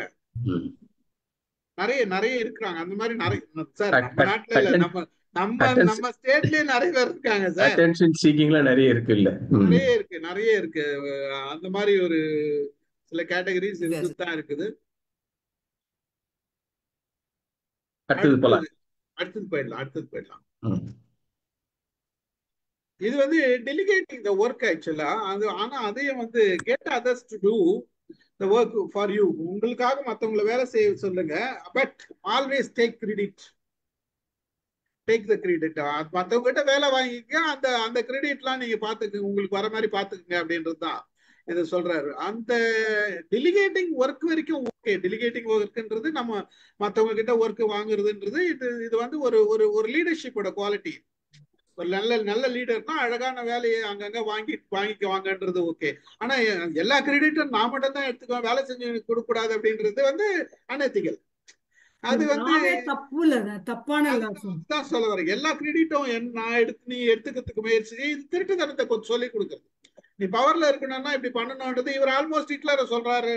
ஹிட்லர் இந்த மாதிரி ஆளுங்களை தான் சொல்றாரு இது. ஆனா அது எந்த அளவுக்கு மற்றவங்களுக்கு ஒத்து வரோன்றது சொல்ல முடியாது. 98ல இவர் எழுதியிருக்காருன்றப்ப 98ல சில விஷயங்களை பேசியிருக்கலாம். ஆனா இன்றைய சூழ்நிலையில இதெல்லாம் நமக்கு வந்து அன்எத்திக்கல் தான். ஒரு லீடர்னா எனக்கு 10 பேர்கிட்ட வேலை வாங்குறேன்னா அந்த 10 பேரை செஞ்சதுதான் என்னோட வெற்றின்றது சொல்றதுதான் ஒரு எத்திக்கலான இதுவே தவிர, நான் 10 பேர் வேலை செஞ்சுட்டு எனக்கு புகழ் வரணும், நீதான் செஞ்சுட்ட, நீதான் வெற்றின்னு சொல்றதுக்கு. ஆனா பல பேர் இருக்காங்க, எல்லார்கிட்டையும் வேலை வாங்கிடுவாங்க. ஆனா பேர் வரும்போது இவங்களால தான் வேலை வந்ததுன்னு வாய் திறந்து சொல்ல மாட்டாங்க. politicians maybe இது ஃபாலோ பண்ணுவாங்க. ஆமா, இது பாலிடிக்ஸும் இருக்கு. ஈவன் ஆபீஸ்ல கூட இருக்கு. ஆபீஸ்ல கூட எத்தனை பாசஸ் வந்து அவங்க உட்கார்ந்து அவங்க அதிகாரம் பண்ணிட்டு வேலை வாங்கி புகழ் எடுத்துக்கிறது பூரா அவங்க எடுத்துக்குவாங்க. ஆனா வேலை செய்யறதும் கீழே இருக்கிறவங்க தானே வேலை செய்யறான். பலர் பார்த்தோம்னா கீழே இருக்கிறவங்க தானே வேலை செய்யறாங்க. நமக்கு வந்து அப்போ வந்து ஒரு வாய் திறந்து வந்து it is a team work. என்னோட ஸ்டாஃப் தான் இதெல்லாம் காரணம். நான் இவ்வளவு தூரம் சக்சஸ்ஃபுல்லா இந்த ப்ராஜெக்ட் வந்திருக்கு, இதை நான் இவ்வளவு தூரம் பண்ணியிருக்கேன்னா இதுக்கு எனக்கு பின்னாடி என் கூட ஒர்க் பண்ணுவாங்க, கீழே ஒர்க் பண்ணுவாங்க, என்னோட சபார்டினேட்டு, என்னோட ஸ்டாஃப், அவங்களுக்கு தான் அந்த ஹோல் கிரெடிட் போகும் அப்படின்னு சொல்றதுக்கு மனசே இருக்கிறது இல்லையே. சதீஷ் தவானுடைய இதுல அதான் சொல்றாங்க, அப்துல் கலாம் இதுல வாழ்க்கையில முக்கியமான கட்டம் அந்த சதீஷ் தவான் கிரெடிட் கொடுத்தது, அந்த தோல்விக்கு தான் ஒப்புக்கொண்டது, வெற்றிங்கும் போது அபுல் கலாம் முன்னிறுத்துறதுதான் பெருசுன்னு சொல்றாங்க. அதாவது அப்துல் கலாம் அந்த பேட்டி கொடுத்தாரு, அது ஃபர்ஸ்ட் கொடுத்தாரு. அது வந்து ஃபெயிலியர் ஆயிடுச்சு. அதுக்கு முன்னாடியே அந்த ராக்கெட்டோட கம்ப்யூட்டர் வந்து சொல்லுது லீக்கேஜ் இருக்கு, there is a fuel leakage இருக்குதுன்னு சொல்லிட்டு அப்துல் கலாம் தான் சொல்லி ஒன்றும் பிரச்சனை இல்லையே, சஃபிஷியன்ட்ல இது இருக்குது, நீங்க லான்ச் பண்ணிடுங்கன்னு சொல்லிட்டாரு. அது போய் ஆர்பிட்ல போறதுக்கு பதிலா பே ஆஃப் பெங்கால்ல விழுந்துச்சு. ஆனா வந்து பிரஸ் எல்லாம் வந்து இவ்வளவு அமௌண்ட் வேஸ்ட் பண்ணிட்டீங்கன்னு கேட்கும் போது சதீஷ் தவான் வந்து I am taking the responsibility, இந்த ஹோல் ஃபெயிலியர் ரெஸ்பான்சிபிலிட்டியை நான் எடுத்துக்கிறேன் அப்படின்னு சொல்லிட்டு பேட்டி கொடுத்தாரு. அடுத்த இதுல லான்ச் பண்ணும் போது சக்சஸ்ஃபுல்லா வந்தது. அப்போ அவரு போய் முன்ன நிக்காத பின்னாடி இருந்தவங்க எல்லாம் நீங்க போய் பேட்டி கொடுங்க அப்படின்னு சொல்லி சொன்னாரு. So that is the leadership அப்படின்றத அழகா சொல்லியிருப்பாரு அப்துல் கலாம். வந்து அந்த நிறைய அந்த டாக்ல எல்லா இடத்துலயும் பேசப்படுறது ஒரு நல்ல லீடர்ஷிப் குவாலிட்டி அப்படின்றது. அது பல அறிவியல் கண்டுபிடிப்புகள் அந்த டீம் தான் பண்ணுது, ஆனா கடைசியில கிரெடிட் பூரா எடுத்துக்கிறது பூரா அதுல ஹெட் தான் எடுத்துக்கிறாங்க. தாமஸ் ஆல்வா எடிசனே ஒரு இன்ஜினியரிங் கம்பெனி வச்சு அவர் நிறைய பேர் வச்சு ஒர்க் பண்றதுக்கு வச்சு இவர் சொல்லி இருக்கிறது தான். நிறைய பேர் இன்ஜினியரிங் கம்பெனில ஒர்க் பண்ணி அவங்க எல்லாம் சேர்ந்து கண்டுபிடிச்சதுதான், ஆனா கிரெடிட் மட்டும் அவர் வாங்கியிருக்காரு அப்படின்றது இங்க பதிவு பண்ணியிருக்காரு. ஆனா அவங்க இன்ஜினியரிங் கம்பெனில ஒர்க் பண்ணவங்களை யாரோட பேரும் இதுல வரல அப்படின்றது ரெக்கார்ட் ஆகிருக்குது. ஸோ அந்த மாதிரி இருக்கிறதுனால அதான் இதெல்லாம் தான் அவங்க சொல்றாங்க. ஆனா வந்து பிராக்டிக்கலா இது வந்து எந்த அளவுக்கு சக்சஸ்ஃபுல்லா வரும், எந்த அளவுக்கு பவர் கொடுக்கும்னு பார்த்தோம்னா அது ஃபெயில தான் ஆகும். இல்லை சார், ஒரு ஆஃபீஸில் வந்து ஒரு சூப்பர்வைசர் இருந்தாருன்னா, ஒரு அக்கௌண்ட்ஸ் ஆஃபீஸரோ இல்லை அவர் கீழே ஒரு 10 கிளர்க்கெல்லாம் இருந்தாங்கன்னா, வேலை செய்தது கிளர்க்கல்ஸ் தான். எப்பயுமே ஆஃபீஸர் வந்து வேலை செய்ய முடியாது, ஒரிஜினல் ஒர்க்கு நீ பண்ணாதன்னு தான் சொல்லுவாங்க. ஒரிஜினல் ஒர்க் நீங்கள் வந்து வேலையை தெரிஞ்சிருக்கலாம், but you should not do that work. Original work நீங்கள் செய்யக்கூடாது, அங்கே வந்து வேலை வாங்கித்தான் செய்யணும் வந்து. ஸோ ஸ்டாஃப் வந்து வேலை வாங்கணும். ஆனால் வந்து மேனேஜ்மெண்ட் லெவலில் அந்த மீட்டிங்கில் பேசும்போது என்ன சொல்லுவாங்க வந்து, இது எங்கள் ஸ்டாஃப்னால வந்ததுன்னு சொல்லணும். ஆனால் மேனேஜ்மெண்ட்டை சொல்லுவாங்க இது அவங்க டீமில் தான் வந்தது அப்படின்னு சொல்லி சொல்லுவாங்க. வந்து எங்க டீம் செய்ததுன்னு சொல்லலாம் வந்து. ஆனா நிறைய பேர் சொல்றது அந்த காலத்துல வந்து நீங்க நம்ம காலத்துல எல்லாம் பாத்தீங்கன்னா நீங்க வந்து யாரும் நம்ம ஸ்டாஃப் பேர்லாம் இருக்க மாட்டாங்க. கிரெடிட் அவங்க யாருக்கு பேர் வந்தோ அவங்க சந்தோஷமா ஏத்துக்கின்னு ஒரு வார்த்தை கூட ஸ்டாஃப் பத்தி பேச மாட்டாங்க. ஆனா இன்னைக்கு வந்து என்னன்னா ஸ்டாஃப் பத்தி பேசலனாலும் பேச வைக்கக்கூடிய சூழ்நிலை இருக்குது. எல்லாருக்குமே தெரியும் இது வந்து இவர் ஒரு ஆள் கிடையாது அப்படின்றது தெரியும். அதனால வந்து அந்த விஷயங்கள் மாறி இருக்குதுன்றது நிதர்சனம். இப்ப அது புதுசா வந்து இந்த இது வந்து இல்ல சார், ஐடி ஃபீல்டு வந்ததுக்கு அப்புறம் பாத்தீங்கன்னா ஒவ்வொருத்தரும் ஃப்ரெண்ட் எல்லாமே மாறிடுச்சு வந்து. முன்னால அந்த மாதிரி இல்ல, இப்போ வந்து மாறி இருக்கு எல்லாம். இன்னும் ஒரு 2 பாயிண்ட் பேசிடுவோம், அவ்வளவுதான். ஒரு 10 பேசுவோம். அடுத்த லா வந்து என்ன சொல்றாங்க, make other people come to you, use baits if necessary. அதாவது உங்களை நாடின் வர மாதிரி செய்யுங்க எல்லாரையும் அப்படின்னு சொல்ற உன்னை எப்படின்றதுதான் இந்த லா வந்து. இது வந்து இதுவும் அதுதான், இதெல்லாம் தான் பிரச்சனைக்குரிய கருத்துக்களா மாறி இருக்கு. இவரோட இது டோட்டலாவே பொலிட்டிக்கல் ஃபீல்டு. நிறைய பேர் வந்து பந்தாவை வச்சுக்கின்னு இப்ப ஒரு 10 பேரோட தான் போவோம். வெளியில வந்தாங்கன்னா எப்பயுமே 10 பேரோட தான் வருவாங்க. 10 பேர் எப்பயுமே அவங்கள நாடி வரணும்னு நினைப்பாங்க மக்கள். அதுதான்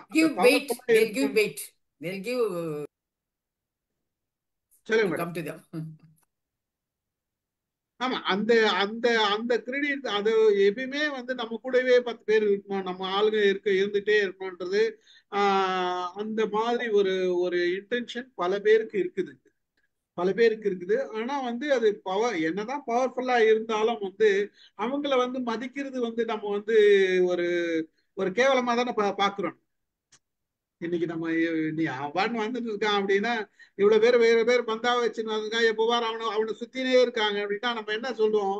இன்னைக்கு நம்ம சொல்றது வந்து நீங்க பவர்ல இருக்கான்னு சொல்ல மாட்டோம். எல்லாருக்கும் துட்டு கொடுத்து வச்சிருக்கான், எப்போ பார்த்தாலும் சரக்கு வாங்கி கொடுக்குறான், எப்போ பார்த்தாலும் இது பண்றான். ஸோ அப்படிதான் நம்ம சொல்றோமே தவிர அந்த இன்டென்ஷன் அந்த எண்ணெல்லாம் மாறிடுச்சு. ஸோ இந்த லா எல்லாம் வந்து இதெல்லாம் தான் கான்ட்ரவர்சியா வந்திருக்குது. அடுத்தது போயிடலாம். 9th ஒண்ணு.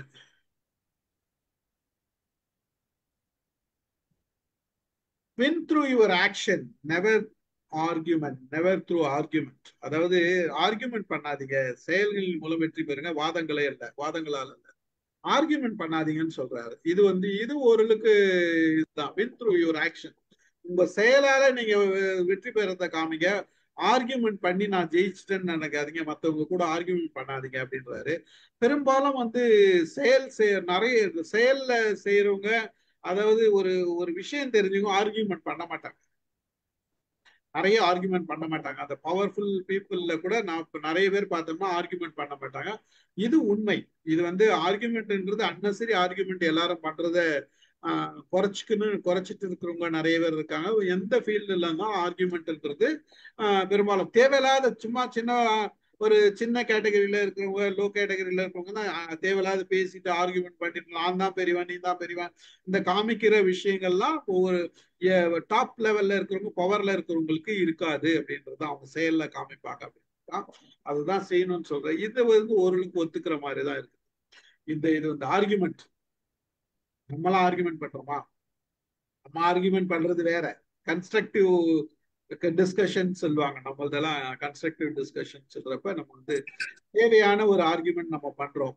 பவர்ல இருக்கிறவங்க ஆர்குமெண்ட் பண்றாங்க. உங்க அனுபவங்கள் அமுதா மேடம், சாரி இவங்க வசந்தி மேடம். ஆர்கியூ பண்றது பிரயோஜனமே கிடையாது சார். ஏன்னா ஆர்கியூ பண்ணோம் அப்படின்னா அந்த முதல்ல பவர்ல இருக்கிறவங்களுக்கு வந்து அது ரொம்ப இம்பெடிமெண்டா இருக்கும். அது அவங்களால முன்ன போக முடியாது. ஸோ அவங்க வந்து அதை என்கரேஜும் பண்ண மாட்டாங்க. ஒரு நீங்கள் ஆர்கியூ பண்ண ஆரம்பிச்சிங்க அப்படின்னாலே அது வந்து அது நல்ல ஒரு மீட்டிங்காக முடியாது. எந்த மீட்டிங்லேயும் சண்டை வந்துச்சுன்னா அது நல்ல மீட்டிங்காக முடியாது. அதை சொல்கிற விதத்தில் சொல்லலாம் வேணாம். My thought is like this, maybe we can try this, and if we also have this avenue open, அப்படிலாம் ஏதாவது சொல்லலாமே ஒழிய நீங்கள் ஸ்ட்ராங்காக ஆர்குமெண்ட்டு ஒரு பவருக்கு முன்னால் நீங்கள் வைக்கிறது ரொம்ப கஷ்டம். நம்ம வச்சாலும் வந்து அது செயல்பட்டு வராது. பவரில் இருக்கவங்களும் நீங்கள் பார்த்தீங்கன்னா இப்போ வந்து அவங்க சொல்கிறத சொல்லுவாங்களே ஒழிய they are not waiting for your argument. அவங்க டிசைட் பண்ணியாச்சு. இப்போ அதுதான் பண்ணியாச்சு. இப்போ எனக்கு ஒரே ஒரு எக்ஸ்பீரியன்ஸ் வந்துச்சு. எப்படி அப்படின்னா புது ப்ரோக்ராம் டைரக்டர் வந்தாங்க. அவங்க வந்து she wanted to show that she can change a lot of things. அது எப்பவுமே எல்லாரும் பண்ணுவாங்க, இங்கே அதை எக்ஸ்பெக்ட் பண்ணுவோம். ஆனால் வந்து அந்த செமஸ்டர் ஆரம்பிக்க போகுது. அப்போ வந்து என்கிட்ட, அதாவது அவங்களுக்கு உள்ளுக்குள்ள ஒரு இது இருந்துகிட்டே இருந்துச்சு, இவகிட்ட நிறைய ஹையர் லெவல் கோர்ஸ் வச்சிருக்கா, இதை நம்ம எடுக்கணும் அப்படிங்கிறது உள்ள. ஏன்னா எங்கள் டிபார்ட்மெண்ட் இருக்கவங்க தான் ஒருத்தங்க மேலே வந்தாங்க. ஸோ அவங்களுக்கு உள்ளே இருந்திருக்கு. அப்போ என்கிட்ட வந்து சொல்கிறாங்க, அதாவது புக்கை மாத்துறேன்னாங்க. she wanted to give some kind of problem to me. So அடுத்த வாரம் ஆரம்பிக்க போகுது காலேஜ். இப்போ புக்கை மாத்துறாங்களாம். ஸோ இப்போ புக்கை மாத்துறேன் அப்படிங்கிறாங்க.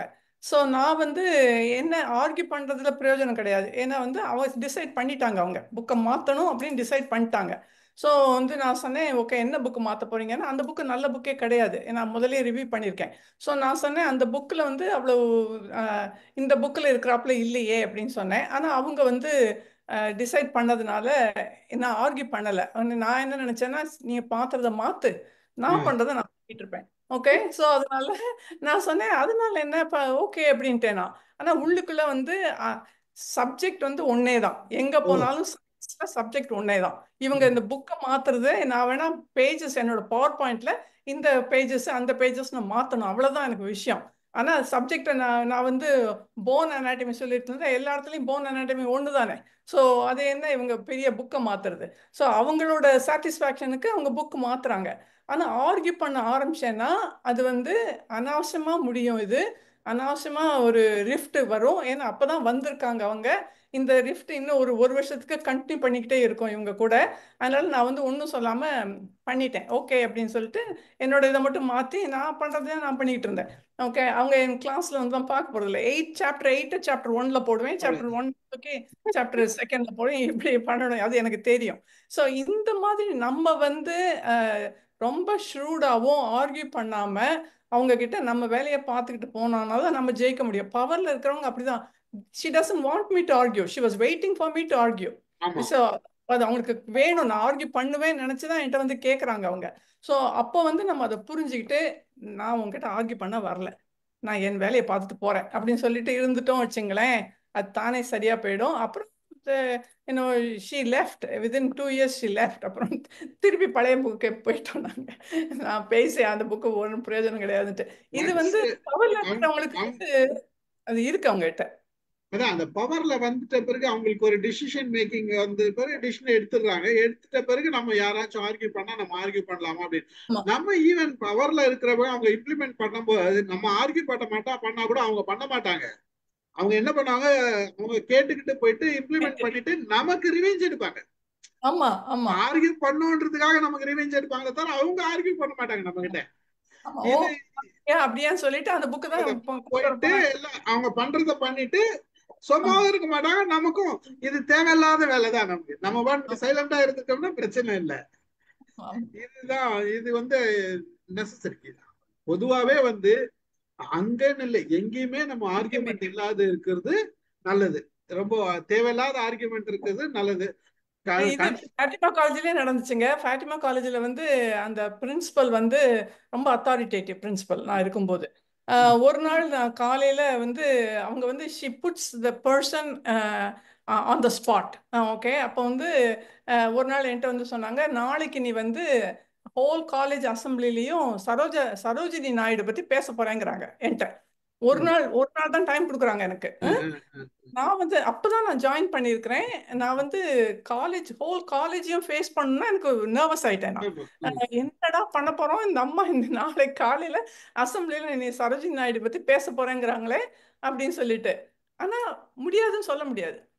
ஏன்னா அவங்க வந்து she's testing me if I can come up to her standard. Okay, so நான் என்ன பண்ணேன், சாயங்காலம் போய் உட்காந்து லைப்ரரியில் போய் இந்த சரோஜினி நாயுடு போயமெல்லாம் எடுத்து கொஞ்சம் எல்லாத்தையும் கலெக்ட் பண்ணி அப்புறம் வந்து அசம்பிளியில் என்னை பேச வைக்கிறாங்க. முதல்ல கொஞ்சம் நடுக்கமா இருந்துச்சு. ஆனா அவங்க முகத்தை பார்த்தோன்னே இவங்க என்ன டெஸ்ட் பண்றாங்க அப்படின்னு சொல்லிட்டு, நான் இன்னைக்கு ப்ரூவ் பண்ணாட்டி என்னைக்குமே என்னால் ப்ரூவ் பண்ண முடியாது அப்படிங்கிற ஒரு திமிரு எனக்கும் வந்தது. ஓகே, அதனால நான் ரொம்ப நல்லா டெலிவர் பண்ணேன். அந்த ஒரு 5 minutes ஒரு 2 minutes எனக்கு கொஞ்சம் நடுக்கம் இருந்துச்சு. அந்த பேசும்போது எனக்கே தெரிஞ்சது நம்ம வந்து நர்வஸாக இருக்கோம் அப்படின்னு சொல்லிட்டு. ஏன்னா ஹோல் காலேஜ் உட்காந்துருக்கேங்க.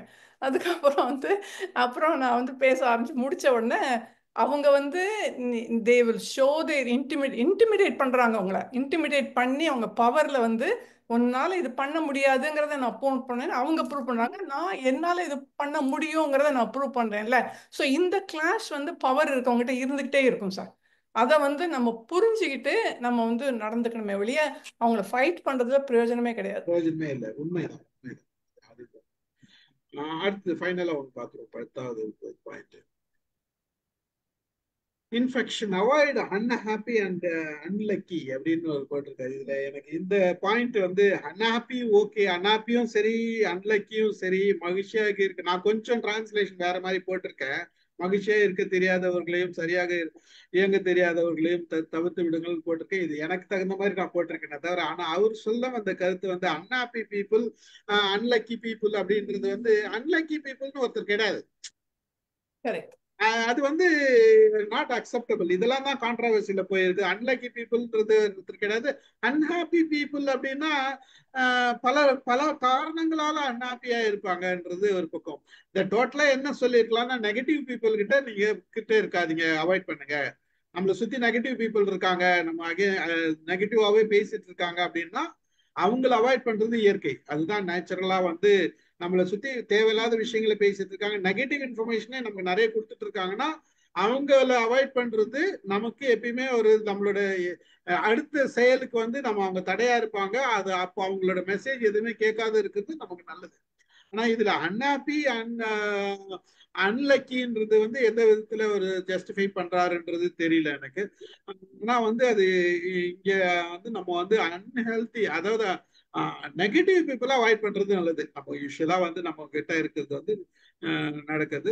பெரும்பாலும் ஒரு சிலர் என்ன பண்ணுவாங்க, ரொம்ப ஒரு சந்தோஷமே இல்லாத ஒரு பல காரணங்களால சந்தோஷமா இல்லாத ஒரு பலர் இருப்பாங்க. நம்ம பார்த்திருக்கோம். அவங்க கிட்ட பவர்ல இருக்கிறவங்க நாட மாட்டாங்க, அவங்கள ஒதுக்கியே வைப்பாங்க. என்னதான் பவர்ல அவங்களுக்கு கீழே ஒர்க் பண்ணா கூட அவங்க ஒதுக்கி வைப்பாங்கன்றது உண்மை. அன்லக்கி பீப்புள்ன்றது எந்த கேட்டகரியில சேர்த்துக்கிறதுன்னு எனக்கு தெரியல. அது வந்து பிராக்டிக்கலா வந்து அன்லக்கின்றது இதெல்லாம் சொல்ல முடியாது. ஹனாபி பீப்புள்ன்றதை விட அவர் நம்ம இப்படி எடுத்துக்கலாம். நீங்க நம்ம பலரை பார்த்திருப்போம், நம்மளோட அனுபவங்களை பார்த்திருப்போம். அதாவது ஒரு சிலர் வந்து எப்பயுமே கொஞ்சம் சோகமாவே இருப்பாங்க, கொஞ்சம் டாப் லெவல்ல இருந்தா கூட சோகமா இருப்பாங்க. அவங்க கிட்ட பலர் பேச மாட்டாங்க, பலர் பேசாத இருந்த நான் அதெல்லாம் பார்த்திருக்கேன். நாங்க ஒரு நல்ல டாப் லெவல்ல இருப்பாங்க, கொஞ்சம் பவர்ல இருக்கிற மாதிரி இருக்கும். ஆனா அவங்க வந்து எப்பயுமே அன்ஹாப்பியா இருப்பாங்க. ஏன்னா அவங்களோட பேக்ரவுண்ட் வேற மாதிரி இருக்கும். வீட்டுல உடம்பு சரியில்லாத இருக்கலாம், வேற வேற பிரச்சனைகள் இருக்கலாம். அந்த பிரச்சனைகள் இருக்கும் போது அவங்களால ஃப்ரீயா பேச முடியாது, ஒரு எப்பயுமே ஒரு சோகத்திலேயே இருப்பாங்க. அப்ப அவங்க கிட்ட வந்து நம்ம வந்து ஃப்ரீயா பேசுறதோ டிஸ்கஷன் பண்றதோ அவாய்ட் பண்றவங்க நிறைய பேர் இருக்கிறாங்கன்றது நிதர்சனம். ஸோ அதை வந்து நம்ம ஒரு பாலிசியா எடுத்துக்காத இந்த பவர்ஃபுல்லா இருக்குன்றது வந்து நெகட்டிவ் மெசேஜ் உள்ள வாங்காத இருக்கிறது நல்லது. இந்த 10 பாயிண்ட் நம்ம டிஸ்கஸ் பண்ணலாம்னு நினைச்சேன். யாராச்சும் ஏதாச்சும் ஒரு சில கருத்துக்கள் சொல்லலாம் முடிக்கிறதுக்கு முன்னாடி. 9 தானே இருக்கு, 10 சொல்லிட்டேன். இன்னொரு தடவை சொல்லுங்க சார். நான் எழுதலையே. இந்த கடைசி 2க்கு ஒன்று சொல்லணும்னு பார்த்து, அதாவது தோற்பது தோழமை, வெல்வது வாதம், தோற்பது தோழமைங்கிறாங்க.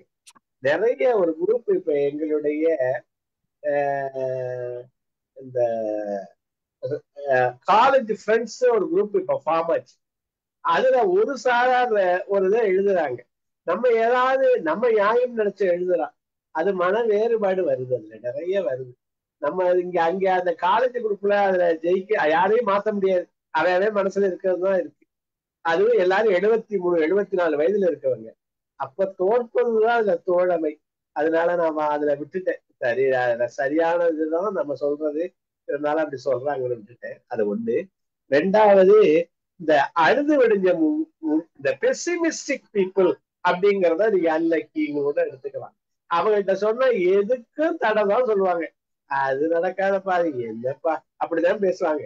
இந்த ஆளுக்களை சேர்த்தோம்னா நம்ம உருப்படவே முடியாது. கொஞ்சம் நல்ல அவங்க கூட இருக்கவே முடியாது. அது நான் வந்து பெசிமிஸ்டிக் பீப்புள்ன்றது ஓகே. சரி, அவங்க வந்து நெகட்டிவாவே பேசிட்டு இருப்பாங்க, எதையுமே முடியாதுன்றாங்க. அவங்க எது நீங்க பாசிட்டிவா சொன்னாலும் அதுக்கு அகைன்ஸ்டா தான் சொல்லுவாங்க.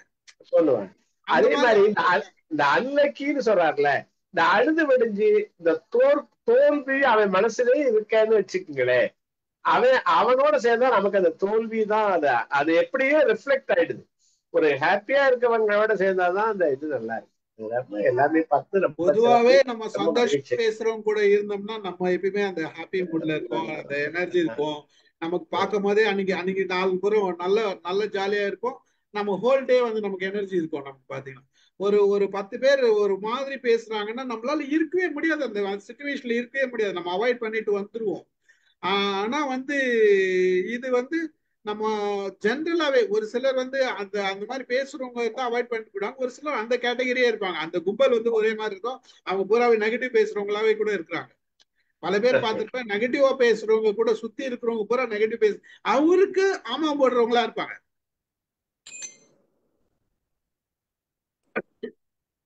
படிச்சுக்கலாமா? 10 பாயிண்ட் நான் போதும் இன்னைக்கு நிறைய டிஸ்கஸ் பண்ணோம். ஏன்னா அது மொத்தமா நம்ம டிஸ்கஸ் பண்ண முடியாது. நம்ம ஒரு மாதிரி நம்ம இது சும்மா சொல்லிட்டு போறதை விட நம்ம பிராக்டிக்கலா டிஸ்கஸ் பண்ணுவோம் அப்படின்றதுனால தான் நான் ஒன்னா போனேன். சொல்லுங்க சார், ஆரம்பம் சார். எது சொல்லுவாங்க? ஒண்ணு ஃபர்ஸ்ட் பாயிண்ட் முதல்ல சொன்னீங்க இல்லையா, the boss is always right. Rule number 1, boss is always right. Rule number 2, if boss is wrong, refer rule number 1. இதுதான். இது வந்து உங்களை எப்பயுமே பயன்படாது, உங்களை தாழ்த்திக்க முடியாது. எப்பயுமே வந்து நீங்க அந்த எண்ணம் வந்ததுனாலே வந்து உங்களை மேல உந்து செல்றதுக்கு வந்து இந்த ஒரு ரூலை வந்து சொல்லுங்க. எங்களுக்கு ஆபீஸ்ல முதல்ல உள்ள நுழைஞ்ச உடனே எனக்கு எங்க ஃப்ரெண்டு வந்து சொன்னது வந்து இந்த ரூல் தான், எழுதி வச்சுக்கோப்பா டைரின்னு சொல்லி குமாரசாமி ஃப்ரெண்டு ஒருத்தர் தான் சொல்லுவார். Boss is always right, rule number 1. Number 2, if boss is wrong, refer rule number 1 அப்படிம்பாரு. அங்க எங்க நம்ம ஆர்குமெண்ட் பண்றதுக்கு ஒன்றும் வாய்ப்பே இல்லை வந்து. அதனால இதை நினைவுபடுத்தணும்னு நினைச்சு வந்து அதை கொண்டு வந்தேன் இங்க வந்து. அவ்வளவுதான். நன்றி சார், வாழ்த்துக்கள். நன்றி நன்றி அமிதா மேடம். நான் சாருக்கு ஒரு கைத்தட்டு சார். எல்லாரும் ஸ்டீஃபன் சாருக்கு ஒரு கைத்தட்டல் ரொம்ப கொடுப்போம். மகிழ்ச்சி மேடம். நன்றி ஆமா, நன்றி. ஏன்னா ஸ்ரீமன் சார் அருமையா வந்து தொகுத்து நடைமுறையில என்னென்ன இருக்குதோ அதை வந்து நம்ம அனுபவங்களை வந்து அப்படியே வந்து கொண்டு வர்றதுக்கு வந்து உதவி செய்தார். வந்து நல்ல கருத்துக்களை கொண்டு வந்தாங்க. அதனால வந்து ஸ்டீஃபன் சாருக்கு பெரிய நன்றிகள், வாழ்த்துக்கள். ரொம்ப நன்றி ரொம்ப நன்றி நன்றி நன்றி மேடம். நன்றி மேடம். அமிதா மேடம் எல்லாத்தையும் 10 சொல்லுவா, திருப்பி சொல்லட்டுமா? ஒரே ஒரு தடவை சொல்லிட்டீங்கன்னா சொல்லி ஒன்னொன்னா சொல்றேன், நோட் பண்ணிக்கங்க. சொல்லுங்க சார். முதல் பாயிண்ட் வந்து நெவர் அவுட் ஷைன் த மாஸ்டர். அதாவது உங்களை விட பாஸா இருக்கிற உங்களுக்கு மேலதிகாரிக்கு மேல நீங்க அது மிஞ்சின மாதிரி காமிச்சிக்காதீங்க. ரெண்டாவது பாயிண்ட் வந்து உங்களோட ஃப்ரெண்ட, உங்களோட க்ளோஸா இருக்கிறவங்கள நான் ரொம்ப நம்பாதீங்க. எனிமீஸ முடிஞ்ச அளவுக்கு பயன்படுத்த பாருங்க. மூணாவது வந்து உங்க நோக்கங்களை மறைத்து வையுங்கள், எல்லாருக்கும் சொல்லிடாதீங்க. புரியுதுங்களா? நாலாவது வந்து always say less than necessary. தேவைக்கு குறைவா பேசுங்க. எழுதிட்டீங்களா? அஞ்சாவது வந்து உங்களோட புகழ் எப்பயுமே எப்பயுமே இருக்கிற மாதிரி பாத்துங்க. உங்க புகழ் என்னைக்குமே வேணும், எல்லாருக்கிட்டையும் இருக்கிற மாதிரி பாத்துங்க. So much depends on your reputation. ஓகேயா? அடுத்தது வந்து உங்களை பற்றி அட்டென்ஷன் எல்லாருக்கிட்ட எப்பயுமே இருக்கும். நல்லதா இருந்தாலும் சரி, கெட்டதா இருந்தாலும் சரி, அட்டென்ஷன் உங்க அட்டென்ஷன் எல்லாருக்கிட்டையும் உங்க அட்டென்ஷன் இருக்கும். அதுவும் எழுதிட்டேன் சார். அவனா இருக்கணும். புரியுதுங்களா? அடுத்தது வந்து get others to do work. அதாவது மத்தவங்க கிட்ட வேலை வாங்கிக்கிங்க, ஆனா புகழ் மட்டும் பேர் மட்டும் நீங்க வாங்கிக்கிங்க. அதுவும் எழுதிட்டேன். அது எழுதிட்டீங்க. அதுக்கு அடுத்தது வந்து பீப்புள் உங்களை தேடின்னு வர மாதிரி பாத்துங்க. மக்கள் வந்து உங்களை தேடின்னு வர மாதிரி பாத்துங்க. Make others people to come to you. அதுதான் சார் விட்டு போயிட்டேன். அதுதான் விட்டீங்க நீங்க. அப்புறம் வின் த்ரூ ஆக்ஷன். ஒரு செயலால வின் பண்ணுங்க, ஆர்குமெண்ட் வேண்டாம். ஆர்குமெண்ட் பண்ணி வின் பண்ணணும்னு நினைக்காதீங்க. எழுதியிருக்கேன் சார். அவ்வளவுதான். அவாய்டு தேவை அதாவது பெசிமிஸ்டிக் பீப்புள், நெகட்டிவ் பீப்புள் அவாய்ட் பண்ணுங்க. இவ்வளவுதான் 10. இது ஒண்ணுதான் சார் விட்டுட்டேன். பரவாயில்ல. மகிழ்ச்சி. இதுல எல்லா லாவும் நமக்கு அமுதாமா 10 உரை தர போறாங்க நமக்கு. நிச்சயமா சார். அதுக்குதான் நான் எழுதியே வச்சிருக்கேன். அடுத்த முறை நம்ம பேசும்போது நான் என்ன பண்றேன், மொத்தத்தையும் எடுத்துட்டு ஒரு குறிப்பிட்ட எடுத்து இதுல திருக்குறளை கம்பேர் பண்ணி நம்ம இது பண்ணிட்டு அதுல இருந்து நம்ம இன்னும் கொஞ்சம் ஃப்ரூட்ஃபுல்லா இவங்க லாவை வச்சிடலாம். அதாவது ரிசல்ட் பாசிட்டிவா எத்திக்கலா கொடுக்கலாம். அப்படி பிளான் பண்ணும். ரொம்ப அருமை சார். இந்த புக்கை போட்ட பிறகு நான் நெட்ல போய் பார்த்தா 460 பக்கம் கொண்ட புக்கு இது சார் இது எப்படி சொல்ல போறாரு? ஒரு லாபம் எடுத்தாலே ஒரு நாள் போதாதே அப்படின்னு நினைச்சிட்டு இருந்தேன். அருமையா கொஞ்சம் கொஞ்சமா பேசணும் தான் முடிவு பண்ணேன். இது வந்து மொத்தமா பேசுறதுன்றது சாத்தியம் இல்லை. இன்னொரு விஷயம் என்னன்னா, இது நம்ம ஸ்டைலுக்கு தான் பேசணுமே தவிர அவர் ஸ்டைலுக்கு பேசக்கூடாது முடிவு பண்ணேன். ரொம்ப ரொம்ப அருமையா பண்ணிருக்கீங்க. ரொம்ப ஜோரு. நான் ஒரு 5 லா கேட்டேன். இப்போ வந்து ஒரு 2 லா மட்டும் கேட்க வேண்டிய சூழ்நிலை ஏற்பட்டுச்சு. அருமையான லாஸ். அதை நீங்க அழகா சுருங்க சொல்லி இதா சொல்லியிருக்கீங்க. ரொம்ப டாப். பின்னோட்டங்கள்லாம் நம்ம மகிழ்ச்சி.